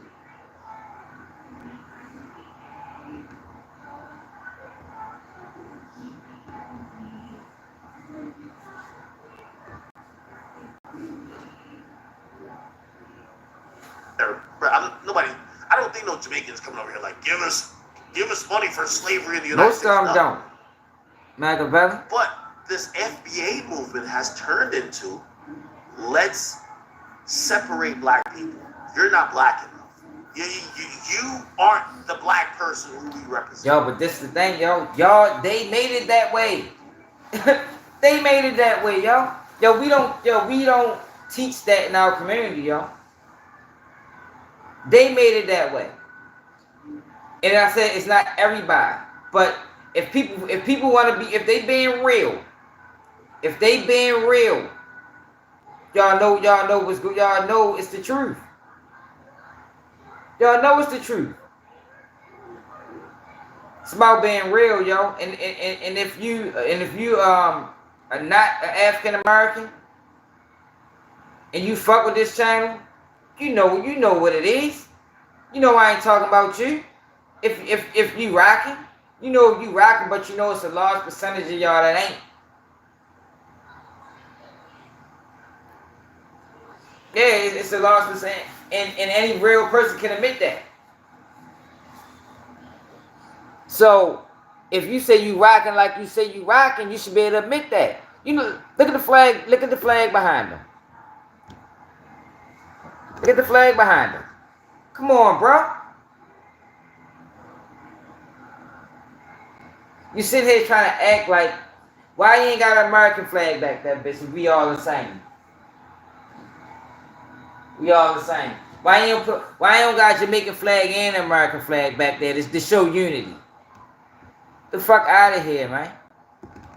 See, these niggas think we stupid. You know, because they still want to be able to come over here and monetize off of us when it's convenient. But then throw little jabs like he doing now. Trying to dumb the conversation down to reparations. That shit ain't got nothing to do with reparations. Nothing. Absolutely nothing. Zero. Because he said we all together. He said we all one nation. We all black people. That's what he said, right? Reparations get given out should just be given to us, but we're all black people. I'm like, all right, whatever. I don't think no Jamaicans coming over here like that don't have power, that they could never band together and come for them.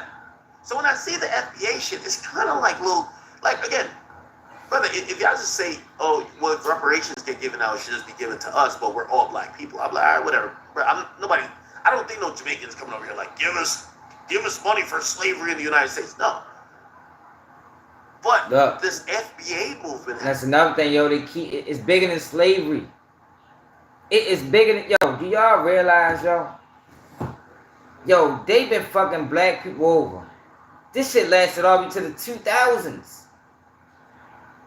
This shit lasted to the Yo, they just took the clamps off of black Americans in probably 2005. All we up until these, what year stop and frisk stop? What year did stop and frisk end in New York? Yo, I remember growing up where they can just search you for walking down the street. Search you. Treat you real bad. Inconvenience your whole day. Like, yo, this conversation is way bigger than slavery. Not to minimize slavery, because slavery was a fucked up thing. It was a fucked up thing in itself. Yo, but it extended way beyond slavery. It just stopped. It just stopped. But he over here talking to thousands of people, and he don't even know what the fuck he talking about. So he should have just stayed out the conversation. Should have just stayed out the conversation.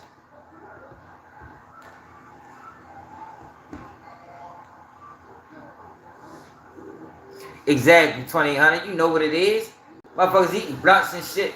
Man, come on, bro. You know how they used to be, man. That shit wasn't even that long ago. Has turned into, let's separate black people. You're not black enough. You aren't the black person who we represent. And fuck with Tariq a lot, but I can't tell if Tariq is doing that just to create a lane. See, I'm not doing this. I'm not no extension of Tariq Nasheed. I don't even know what he talk about. I have never listened to Tariq Nasheed. I base my stances off of what I've seen in my life and my life experiences and what I know to be true. Now, if me and him line up together on this, hey, so be it. But I'm of the mind frame that a lot of these people that do this, that talk like this, they doing it because it's a price tag attached to it. So I'm not saying that's him. I'm just saying I don't know. So he's talking about Tariq Nasheed. I'm talking about in general. Because I believe the same motherfucking thing, obviously, at least on that point. At least on that point. I believe the same thing. It's a difference, y'all. And it's a difference that was created, not by us. We fought for people to come over here. We opened that door. And it's saying like we opened the door for motherfuckers to come over here and turn their nose at us. And then they trying to play victim like it's our fault. Charlene, what it is, baby? They trying to play victim like it's our fault. That he completely owns and is completely subservient to his, like, you know, ideas and ideology, or he really, like, that's what he's really standing on, because it doesn't seem to help black people. Anyway, I say all that to say, by the way, I interviewed Tariq Nasheed, and again, when he's talking all that FBA tether stuff, I don't get offended. Bro, I just don't get offended. Because, right? But I don't know how beneficial it is. Anyway, I know you're probably saying, well, you don't get offended because you know it's the truth. So why are you acting like right now that you don't understand it? You don't get offended, but yet you're playing opposition. You're being opposed to it in this video by dumbing it down to reparations. Fuck got to do with Fat Joe. Apparently he had some comments. What is Fat Joe? Richie Rich? I don't know what he Hit said. that like button. Subscribe to the channel if you new. Tariq Nasheed, Fat Joe. Let's look it up. Okay. Alright, here we go. you said that Fat Joe is disrespectful for saying that blacks and Latinos created hip hop 50-50. Did he actually say 50-50? Yeah. Oh, yeah. Okay, well, yeah, that's just not true. That's not true. Yeah. And shout out to Fat Joe, What but you talking about, I mean, Trey? Latinos were around, but you can't say 50-50. not at all. Exactly. No, And that's my thing, I mean, they Hot came later. In the movie, all the pioneers, they were like, yeah, when we were doing it, there were no Latinos participating. We had a couple in the audience watching, but they just came later. They just weren't into it early on. And that's the truth. Yeah, and listen, you've had very prominent Latinos over the years. Crazy Legs, of course, Big Pun, and Fat Joe, and Cypress Hill, you know, MC Frost, like very important figures in hip hop. But I guess if you're talking about the original, then yeah, it was all black people. Right, and the thing that's rubbing a lot of people the right way, there's this whole push just suddenly for there to be this co-creation. Because now hip-hop is going to the Olympics, breakdancing is in the Olympics now, so now there's a big corporate drive, and there's going to be a lot of corporate money there. So now hip-hop and breakdancing and b-boying is looked at as a positive. When black people were just doing it, it's like, oh, look at those Negroes on the floor. What are they doing? That's not real dancing. That's not real music. But now that it's being internationally accepted, they have to say, well, black people didn't really do it on their own. And so they're doing hip-hop like they do other genres. They do the same thing with rock and roll. It was negative until white people did it, and then rock and roll is a white thing. Country music, our sister Beyonce has a hot country album out now. They're making it seem like she's co-opting somebody else's culture. Country music comes out of foundational black American culture. So what happens is we let people come in and just take the culture and then turn us into guests in the culture, because that's what they're trying to do with the whole Latin situation. They want to go from Latinos were 50-50 to Latinos actually created breakdancing and black folks got it from them. That's where it's going, and that's where a lot of people are like, hey, let's put a time. Now, okay, and I think this is a little bit apart from the FBA shit. Me particularly, and you know, again, I don't really give a fuck to be on sides. I just try to speak how I feel. If Latinos want me to believe that they created hip hop, fuck out of here. So I'm gonna agree with Tariq for sure. I don't think they did at all. I'm sorry. Like I think the roots of hip hop is bullshit. Is really rooted in. But they always do that. Whenever they try to put some corporate dollars behind, so I didn't know breakdance was part of the Olympics. But whenever they try to put corporate dollars behind it, they always try to make it more inclusive. Like how Black Lives Matter was. You know, let's say it started organic at one point. Then they turned it into the LGBTQ movement. That's what they do. And a lot of times we allow it. But with this time, we ain't. We ain't allowing it, y'all. And now everybody got an issue with it.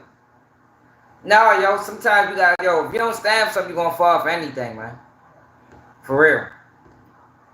We is not ready to sit here and agree, even though you got some sellout blacks that have got on platforms and said that, you know, they was there too, they helped us. No, fuck no.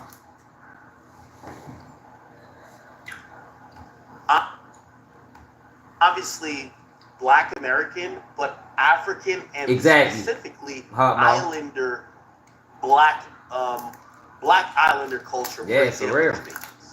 Right? I think, you know, again, I don't want to just be like biased in terms because I don't Jamaican. I want to be like, I feel like Jamaicans have more claim to try to say they influenced the first, you know, spark of that origin of hip hop movement. Latinos. There you go. Like, you know what I mean? Like, if anything, I know disrespect to Latinos, but it's like, bruh, with all due respect to y'all, we seen y'all creativity. Y'all reggaeton is a ripoff of reggae, and y'all took this part of it and made an entire genre. I'm sorry, we're not giving you the credit for creating shit after that. I'm sorry to tell y'all. Okay, so who's we? I don't like to agree with some divisive shit, but I don't know if Fat Joe was saying that. Well, Latinos ain't create a motherfucking thing when it comes to hip hop. Cut that the fuck out. What the hell?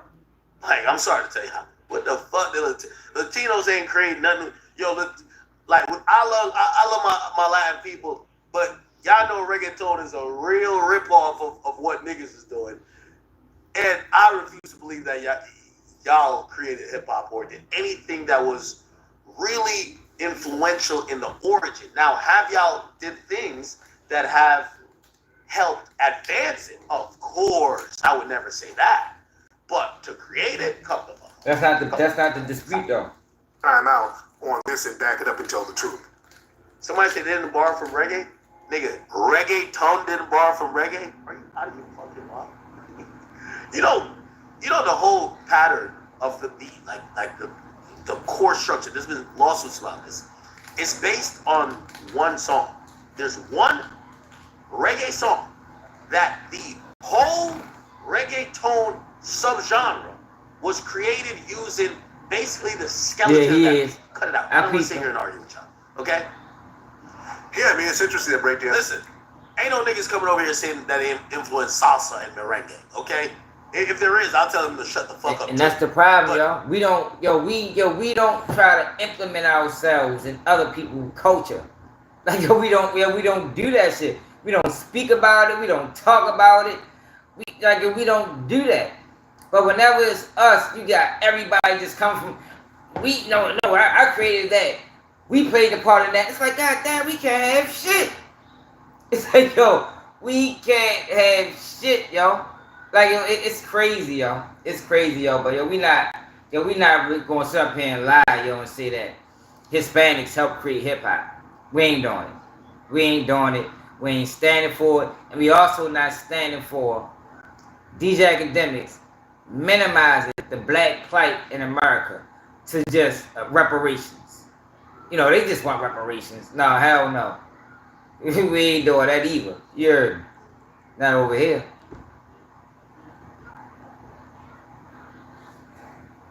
But let's just call a spade a spade. Us niggas ain't saying we invented all that shit, blues, jazz, country.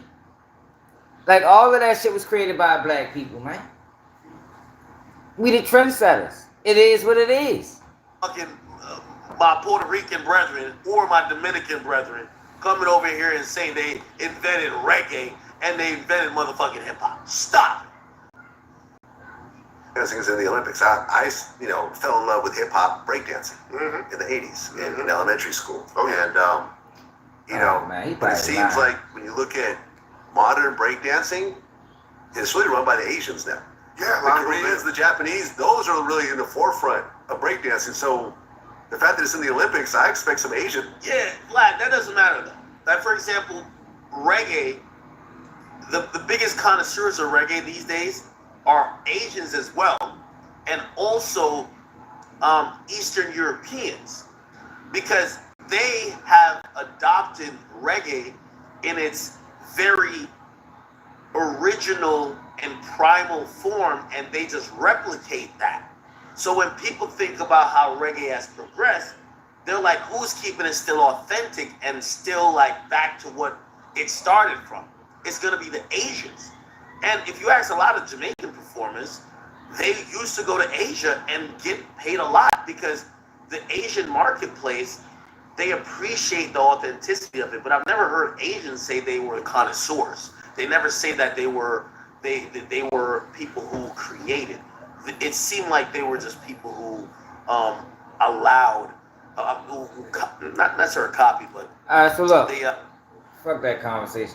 I just wanted to, correct some things earlier he said in the video, yo, because I hate the fact that he tried to minimize the whole FBA thing to a reparation talk, yo, because it's not, yo. It's just that, yo, we noticed that we get treated different. We noticed that, yo, we all not on the same team. We all black, yo, but we all not fucking playing. We ain't all got the same jersey on. And that's it, that's all.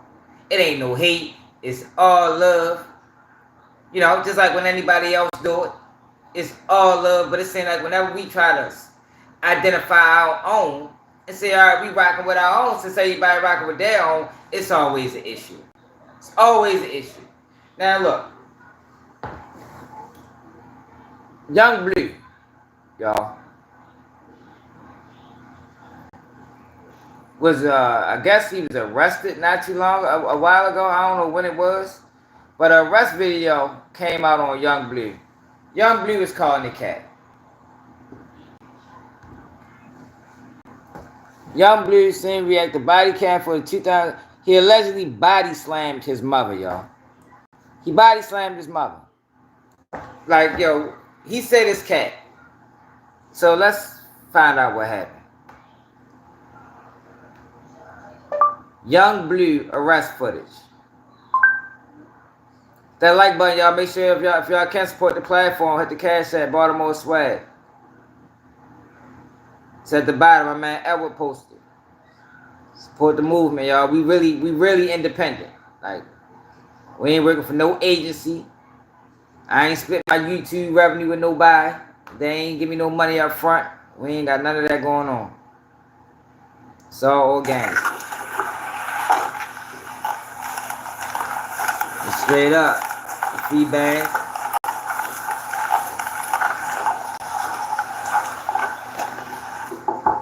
Sheriff's office.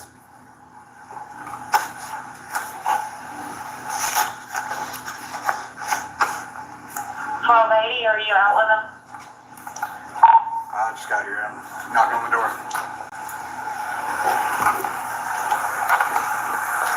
Is the vehicle still there, or do I need to head to the door? He's not here. Try it again. He's not there? What's up, Tay? He's not here. For radio, I'll be around. Yeah, hit that like, but double tap the screen, y'all. Get to 100 likes.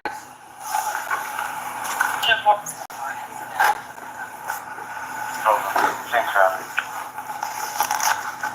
10-4, be advised. Alert rated 1096. Show 5096 Stevens Road. Fire message showing 5056 Stevens Road for the... Hey, y'all, can we get to 100 likes, please? For keeping it real. For me keeping it real, can we get to 100 likes? Yeah, man. Straight up. He said what? What you talking about? What you talking about, Tay? Who shouted me out? The subject 5056. Ain't nobody shout me out, man. They scared to shout me out. There he is. 1280. Can you confirm? No work he lives. No, he wasn't talking about me. Nobody's coming to the door. See my man Ryder for the $10 super chat. Yo, he wasn't talking about me. You saw that video he did? He said he ain't CHS1. He was talking about Drill Time TV. Yo, them boys won't ever mention me, man. Them boys won't mention me. Bad guy, what it is? Yeah, we'll see. He said he ain't. I believe he is. I believe he was talking about Drill Time TV. Yeah, I believe he is. He probably watching right now.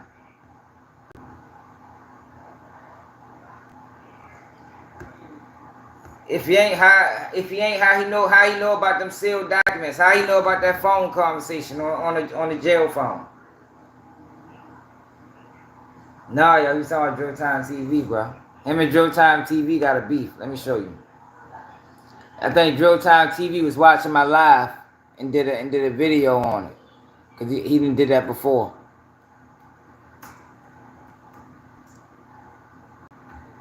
He didn't did it before. On the King Von situation, when I blame King Von, see?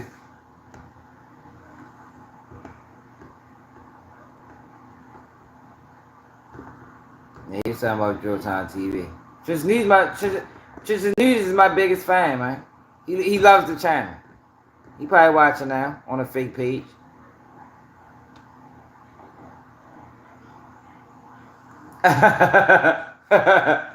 Nah, yo, Gino Smith better than me.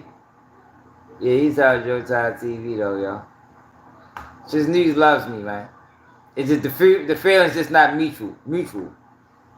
Cause he's a guy, cause he ain't got no integrity. To the door.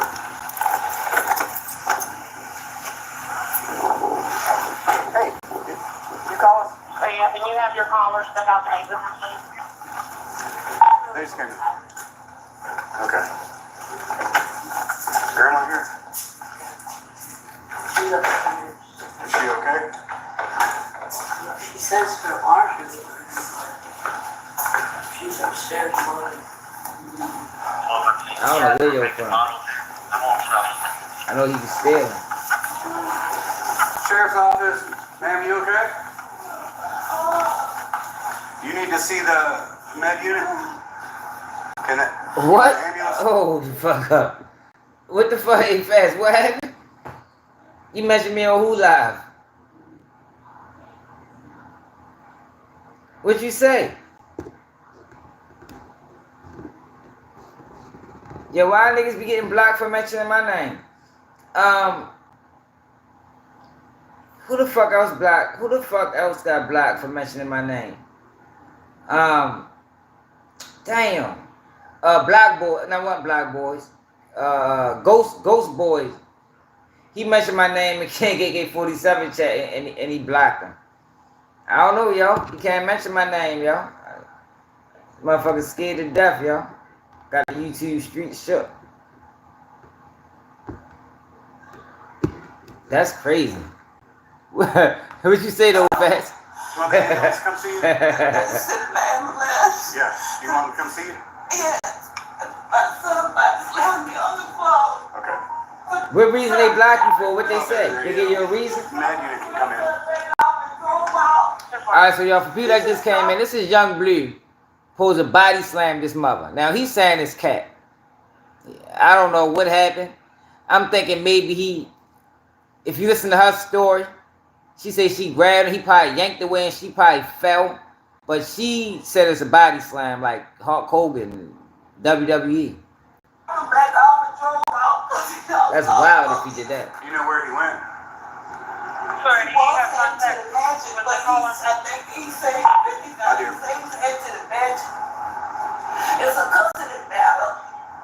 Okay. I can't believe all of a sudden did that to me. Because I tried to stop him from taking that son. That boy, he know he was supposed to have me right now. We're going through a nasty custody battle.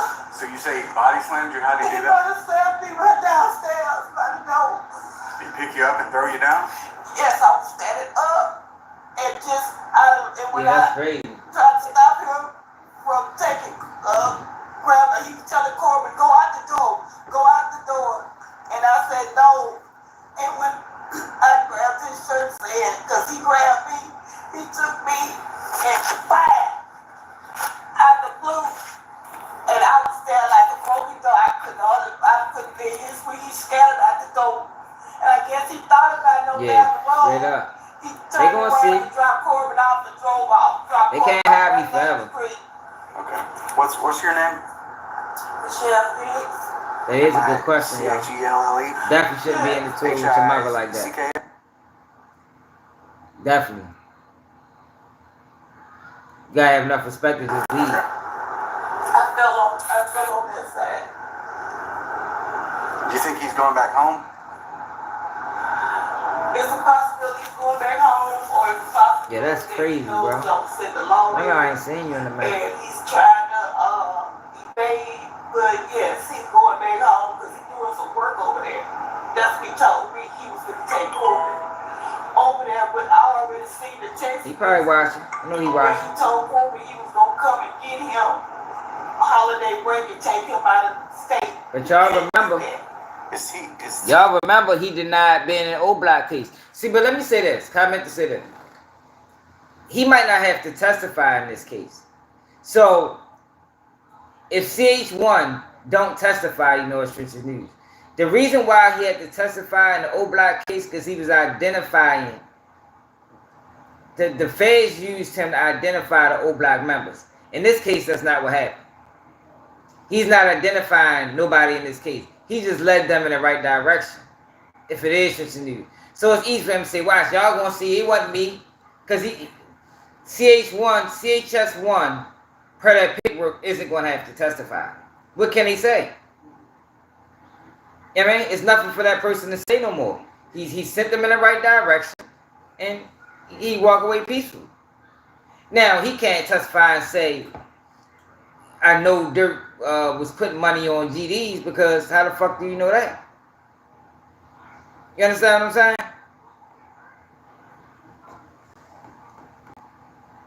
Yeah, YouTube be on bullshit.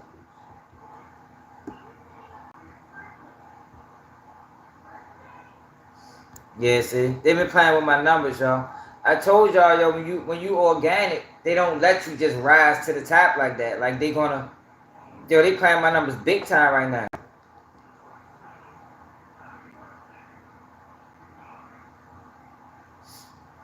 Now, really, y'all, if you go to the paperwork, let me show y'all what CHS1 said. Let's go to CHS1. Like, he's not testifying, he's not doing no identification. The evidence said that they did it. Twitter.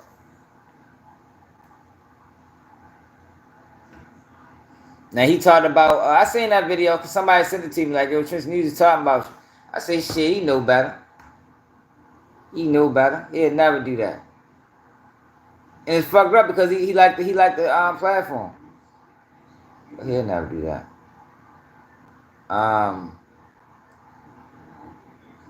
D thing. I mean, stuff on Matt. There you go, right here. Let me see. Let me read it again. See if he had testified to any of this.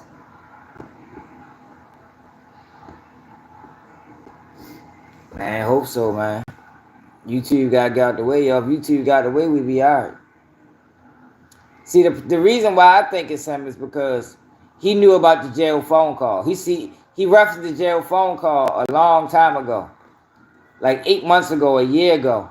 And that wasn't in documents. Now he's saying, I guess somebody told him that. But who would know that? Unless they're involved in the case. Like this is detailed information. A jail phone call? Who the fuck would know that? Unless there was somebody in jail with him. And when they grabbed him up, came back to the tier talking about, yo, they grabbed me for Lil Durk murder. You understand what I'm saying? Alright. According to FBI confidential human source CHS1, Mike City is a faction of the Black Disciples that controls territory and operates in the area of South 85th Street to South 87th Street, and from Carpenter Street, whatever street, in Southside Chicago. Alright, here goes CHS1. CHS1 is an FBI confidential human source with an extensive knowledge of gang activity on the south side of Chicago. CHS1 has worked with the FBI for over 5 years and have been paid approximately $12,000. CHS1 has provided accurate and reliable information on numerous violent acts conducted by gang members on the south side of Chicago that has been verified by law enforcement and has been used to prosecute individuals in the Northern District of Illinois. CHS1 is a former gang member and has one misdemeanor possessed firearm conviction. Now, he said he got all these convictions, but he could have got them expunged. Smashville number 2. Alright.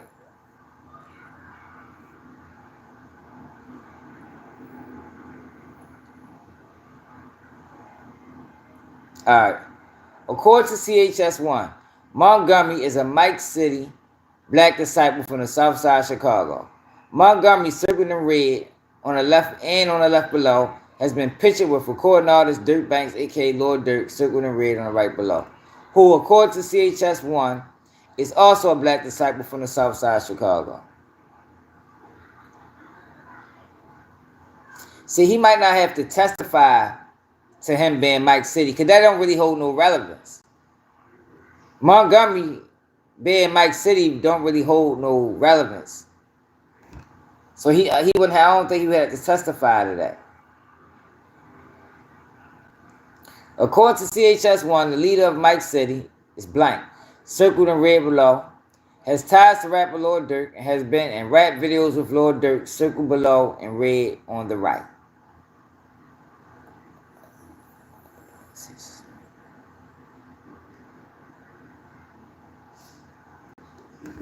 I don't know, y'all. See, I don't think he had to testify to none of that, man.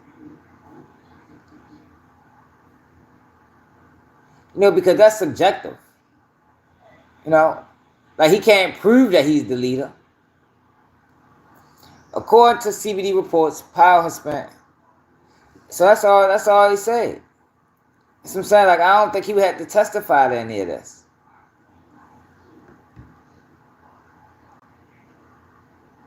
Because if he would, they would ask him, how would he know? How do you know he's the leader of Mike City? How do you know? Hold up, what else?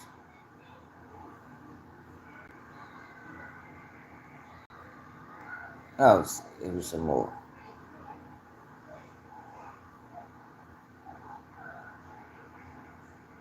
Alright, hold on. According to CHS-1, Risky Road is located in the area of whatever street and is made up of four-corner hustlers and other groups. According to CHS-1, Risky Road has ties to other sets due to ranking members of each gang having historical relationships.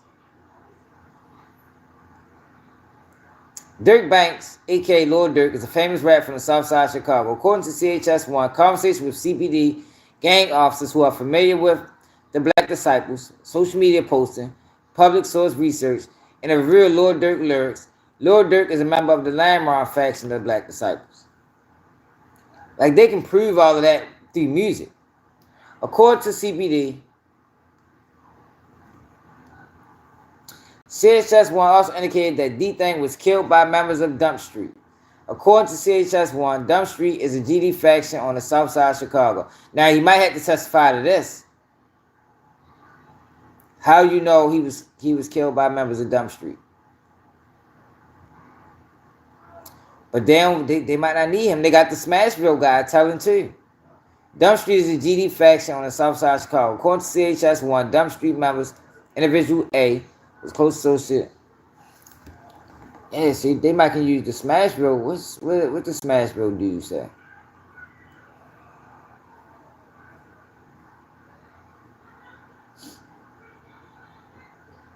You know, they ain't gonna keep throwing them out there, man, because they need them. Smashville member 2 is a Smashville GD member, and their criminal history includes. So, what did the Smashville member say?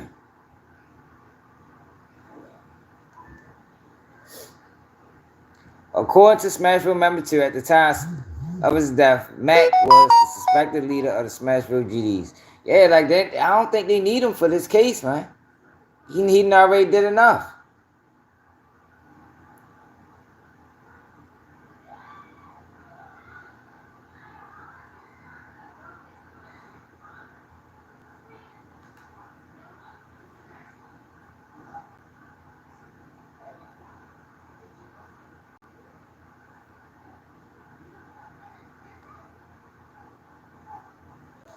Yeah, I don't know, y'all. I don't know if they need him.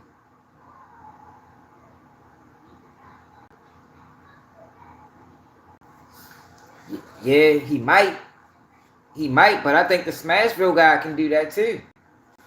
The Smashville guy can do that. Because he in the mix.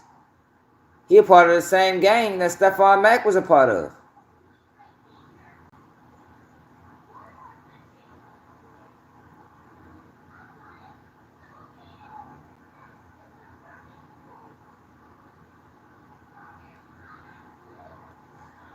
I don't think they're going to throw him back on TV. We'll see. If CHS-1 don't testify, it's Trench's News. If he don't testify, it's Trench's News. Because I don't think they're going to try to throw Dirk no deal. He might, though. They might throw him a deal banner so he got that high-powered attorney. He get everybody deals. But if they make Dirk go to trial, all this shit going to have to come out.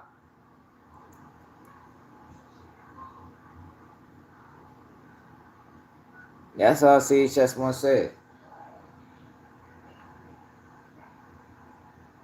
We'll see.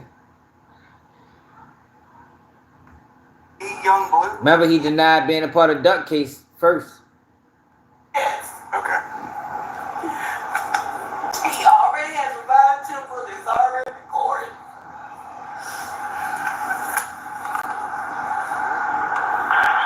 Yeah, they might. Yeah, that's true. That's true, Tay.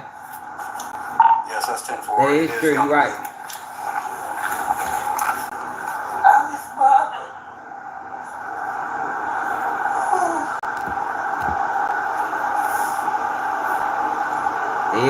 They fuck around. Do need him to say dirt to drop it, but they gonna ask him how he knows.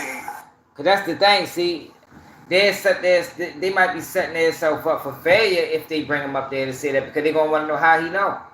Like he can't just say you know that's word around the street. Like he gonna have to provide some real proof as to how you know. And there's no way he can really know that unless he was inside the crew. I mean, so I mean I think it's him. Cause like I said, you go to that first video he did on D-Thing, he talked about that jail phone call. We ain't find out that jail phone call until this paperwork got released. We ain't find out about that jail phone call until this paperwork got released. That's when we found out about the jail phone call. Trisha News said this 8 months ago. How did he get that information? If it's not him, unless him and CHS1 cool, you know, unless they link their informants together, niggas become friends. You feel me? It could be a situation like that.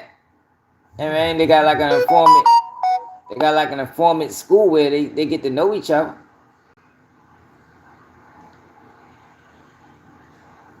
According to CHS1, Powell. Oh, they're gonna need him for this. They definitely gonna need him for this. Powell used the nickname JB Marley or Marley, which is the same name shooter A Yell out. See, but they really don't, cause these guys is done, yo. Like they are done. Like this, they can lock them up without any of his testimony. For these guys, but to tie dirt to it, they fuck around and need him. But for these guys, it's too much evidence on them. It's too much evidence on them.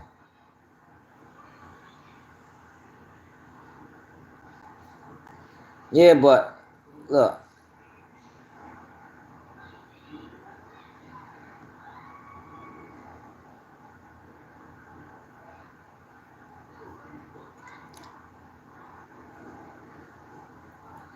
So where's the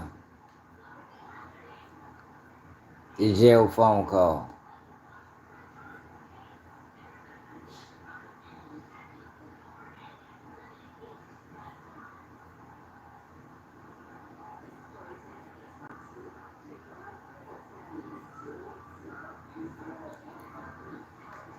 Subject phone 4.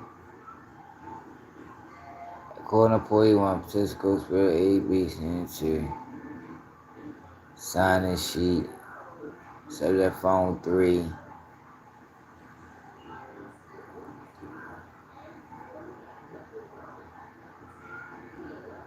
think it was individual I.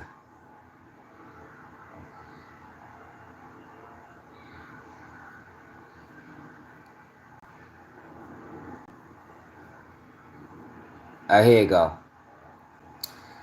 Look, can y'all see this? Throughout this investigation, law enforcement officers have been monitoring jail calls of Montgomery and individual I, an individual that law enforcement believes is an associate of Montgomery based on, among other things, individual I having made 12 phone calls from the Cook County Jail to subject phone 1 from January 1st, 2022 through January 25th, 2022. So basically, yo, they was watching one of their, they was reviewing the calls of one of their homeboys. Because subject phone 1 is one of the shooter's phone. So, no. So that's not what they was doing. That ain't what they was doing. Alright, so so they got on these guys relatively early. They knew they was the shooters relatively quick. For them to be listening in on the phone calls,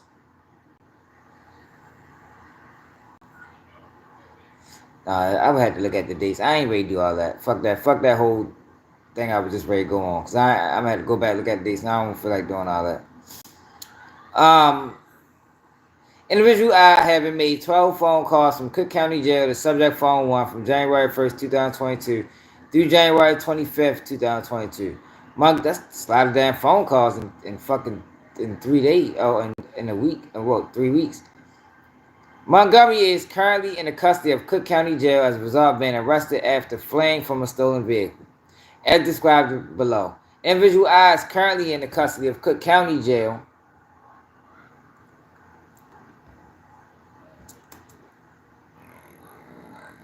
Cook County is currently in the custody of Cook County. Oh, shit. Individual I is currently in the custody of Cook County Jail on unrelated charges.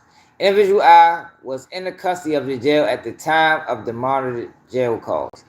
On or about April 5th, 2022, I received recordings of a phone call that individual I made while detained at Cook County Jail. During a call made by individual I from the Cook County Jail to an unknown individual on February 1st, 2022. Yo, when did D-Thing murder happen? Fuck days.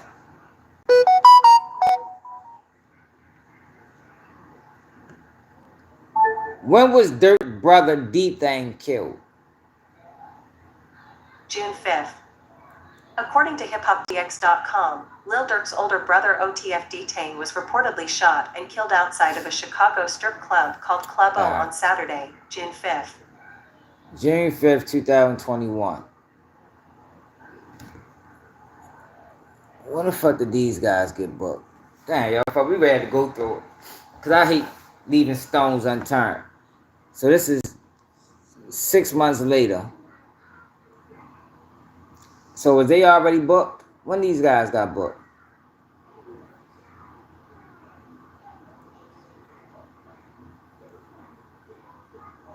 When the fuck did they get booked?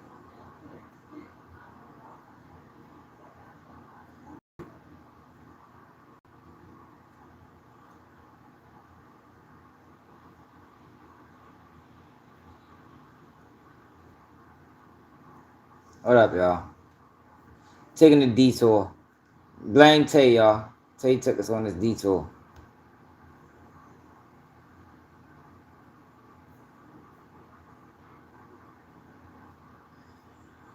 Alright, so when did Stephon Mack get killed?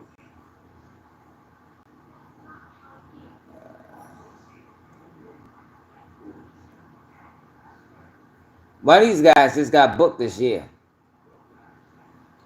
One of them was on a run for a long ass time.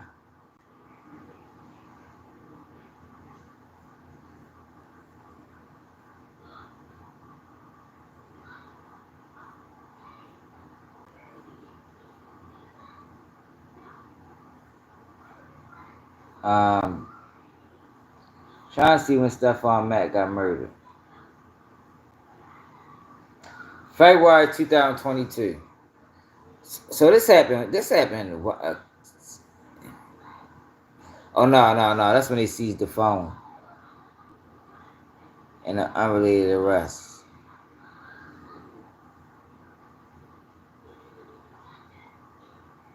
Man, I don't know why I'm going through all that. Let's see when Stephon Mack was murdered. When was Stephon Mack murdered in Chicago? January 27th, 2022. So they call him According 6 months later. MSN.com, Mack was fatally shot outside the Youth Peace Center of Roseland on January 27th, 2022. Authorities believe Mack's killing was premeditated and well executed, which means that it was no random act of violence. So D-Thing got killed in January, right? When in January? I gotta close some of these. Let me close some of the tabs. Interest on lawyers trust.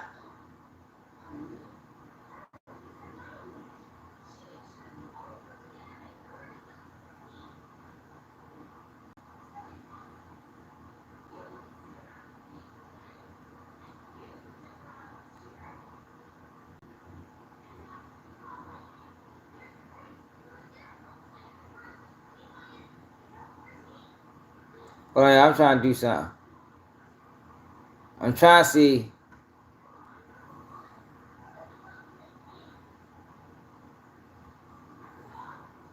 Approximate.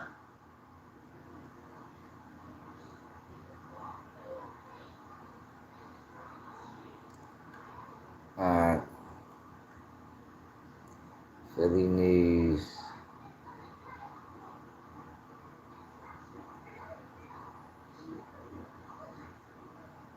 Oh God.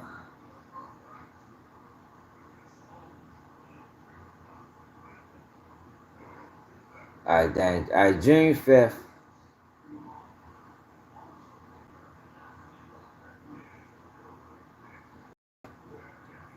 June. Alright, so 6 months later. Alright. A little over 6 months later, Stephon Mack was murdered. I thought they got him like almost the next day. Alright, so when was these jail phone calls intercepted? Hold up, shit. When the fuck did these niggas get booked?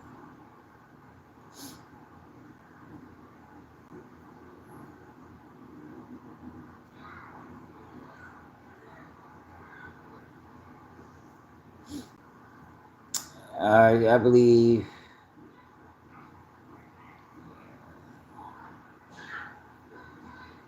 sheet below. Going provided in January 2022. So they had that stolen car for 5 months. February 2022. Like racing these things so I can go back forth and cross reference the damn dates.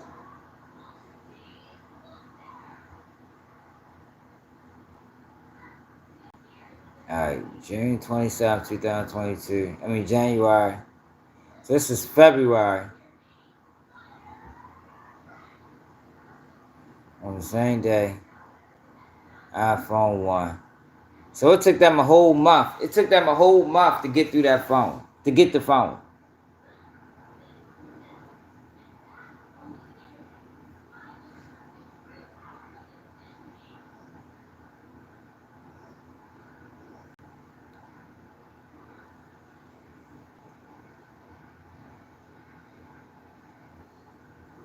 January 2023.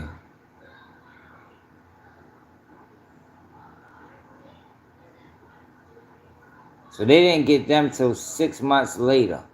So at this point, D-Thing been dead for 2 years. Alright, I'm just trying to get a line. So at this point, D-Thing been dead for 2 years. They got them 6 months later.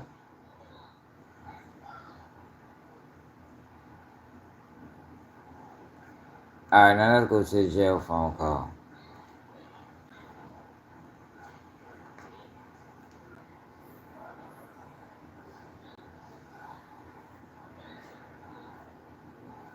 I'm trying to see why was they listening to his phone calls.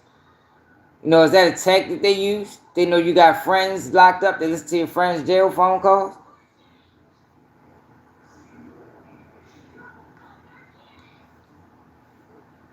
Or was they listening to his phone calls? Like, why would they be listening to his friends? Alright, here you go.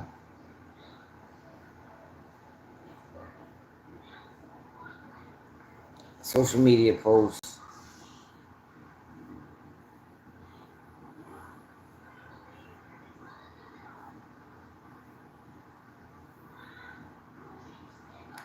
Based on my experience investigating violent crimes and their link to social media, I believe Montgomery made the above Facebook post to brag and take credit for the murder of Mac. I also believe that based on my training and experience, Montgomery is playing Lord Durk music and holding a large amount of cash to brag about the fact he was paid by Lord Durk to kill Mac. Alright, jail phone call review. Throughout this investigation, law enforcement officers have been monitoring jail calls of Montgomery and individual I, individual that law enforcement believes is associated with Montgomery, based on, among other things, individual I having made 12 phone calls from the Cook County Jail from January 2022 through January 25th, 2022.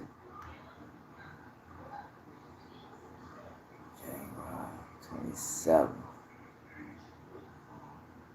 What?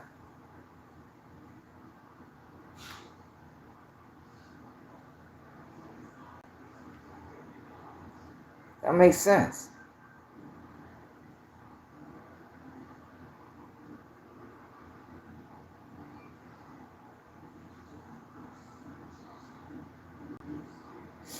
So they was listening to his phone calls before the murder happened? That don't make sense. Wow, that's some serious investigating. So before Stephon Mack was murdered, they was already listening to his phone calls. He fucking around being informant, individual I. Individual I might be CHS1. Cause why would they be listening to his phone calls before the murder? And I reading that right? He got killed January 27, 2022. They was listening to his phone calls on January 1st through January 25th, 2022.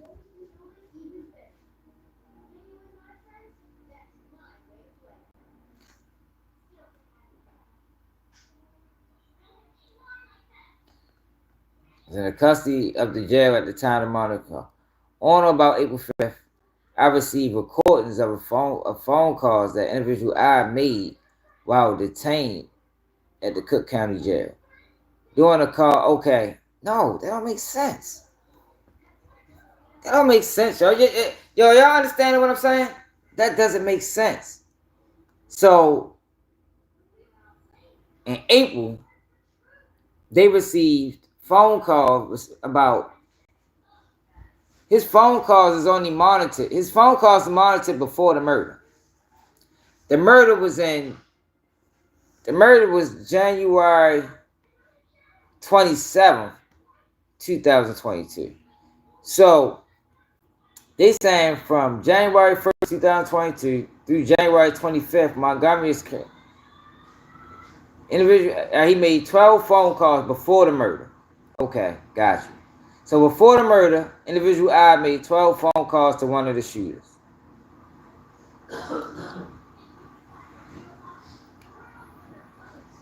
Okay, so so on or about April 5th, I received recordings of phone calls that individual I made while detained.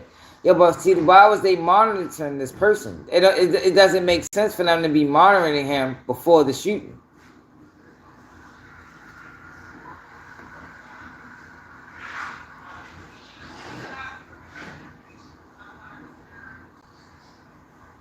It says, throughout this investigation, law enforcement officers have been monitoring jail calls of Montgomery and individual I. An individual that law enforcement believes is an associate of Montgomery based on, among other things, individual I having made 12 phone calls from Cook County Jail to subject phone 1 from January 2022. And when D-Thing was murdered, y'all?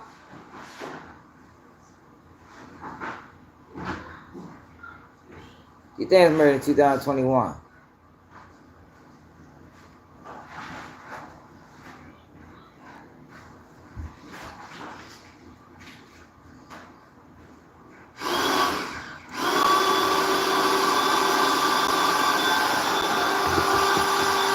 Y'all can't even see that. January 27th. That's when Stephen Mack was murdered.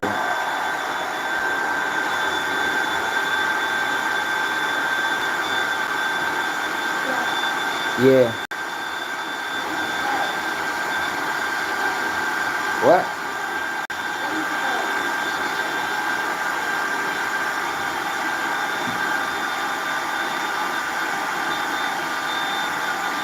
Hold on.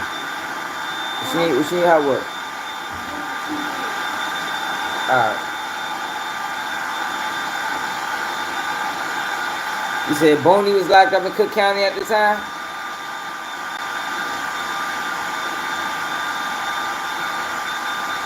I just don't understand why would they be monitoring his calls, because he made, so what it sounds like is, since he made those 12 phone calls, they was monitoring his calls afterwards. He couldn't have said that in this time frame because Stephon Mack wasn't even killed yet.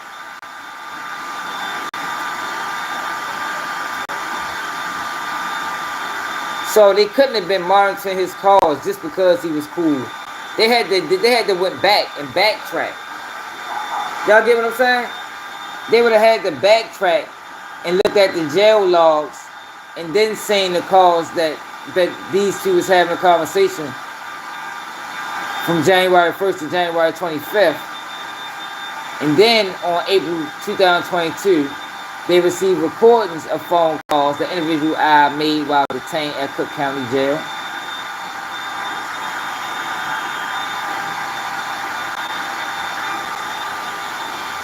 Yeah, individual I from Cook County Jail to an unknown individual on February 1st. So that's after the shoot.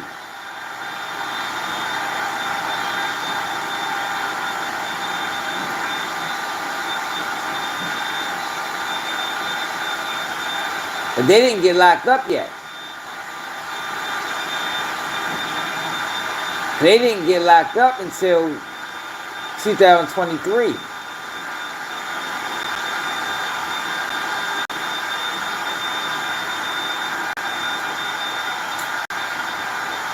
Alright, so I got it.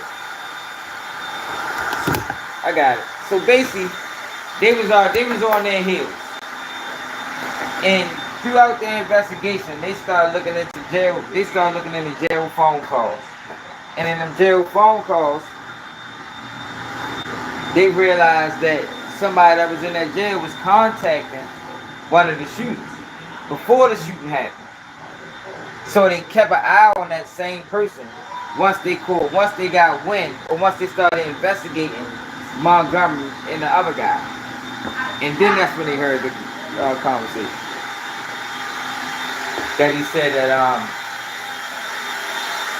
somebody said this shit about D-Thing. I was confused about that for a minute, man. It didn't make sense, yo, but does that make sense to people? You understand what I'm saying?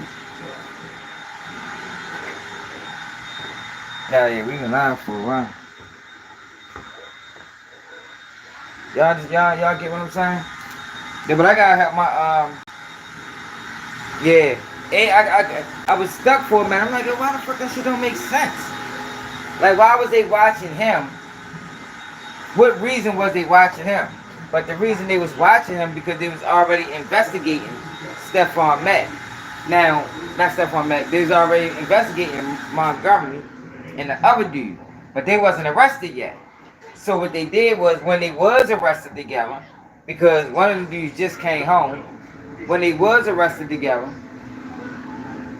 and they knew that he was an associate of one of the guys, they went back, looked at them phone calls, and saying that, shit, this might be just one of their homeboys. Maybe he will call uptown. Yo, but that sound like, that sound crazy though, y'all. Like, that sound like a waste of money. Like, you gonna watch this man phone calls? What if he never called him? I mean, I guess it's a shot in the dark, man. So he called him 12 times in 3 weeks. So you would assume that's a close friend or somebody that, you know, keep contact with him. You know, people in the jail don't call a whole bunch of people. So I get it. It still was a shot in the dark, though. It still was like a Hail Mary. Like, let's listen to his phone calls and, you know, see what happens. Still a Hail Mary. But yeah, I appreciate everybody that tapped in, y'all. I gotta help myself with this TV. Make sure y'all subscribe to the channel. If you can't support the platform, Cash App, Baltimore Swag. Young Blue Wild is a motherfucker. Out here body slamming his mother. He say he ain't do it. My man Hartmo say, what the fuck is he even doing getting into it with his mother on that level anyway? It's another day of Keeping G News. Salute.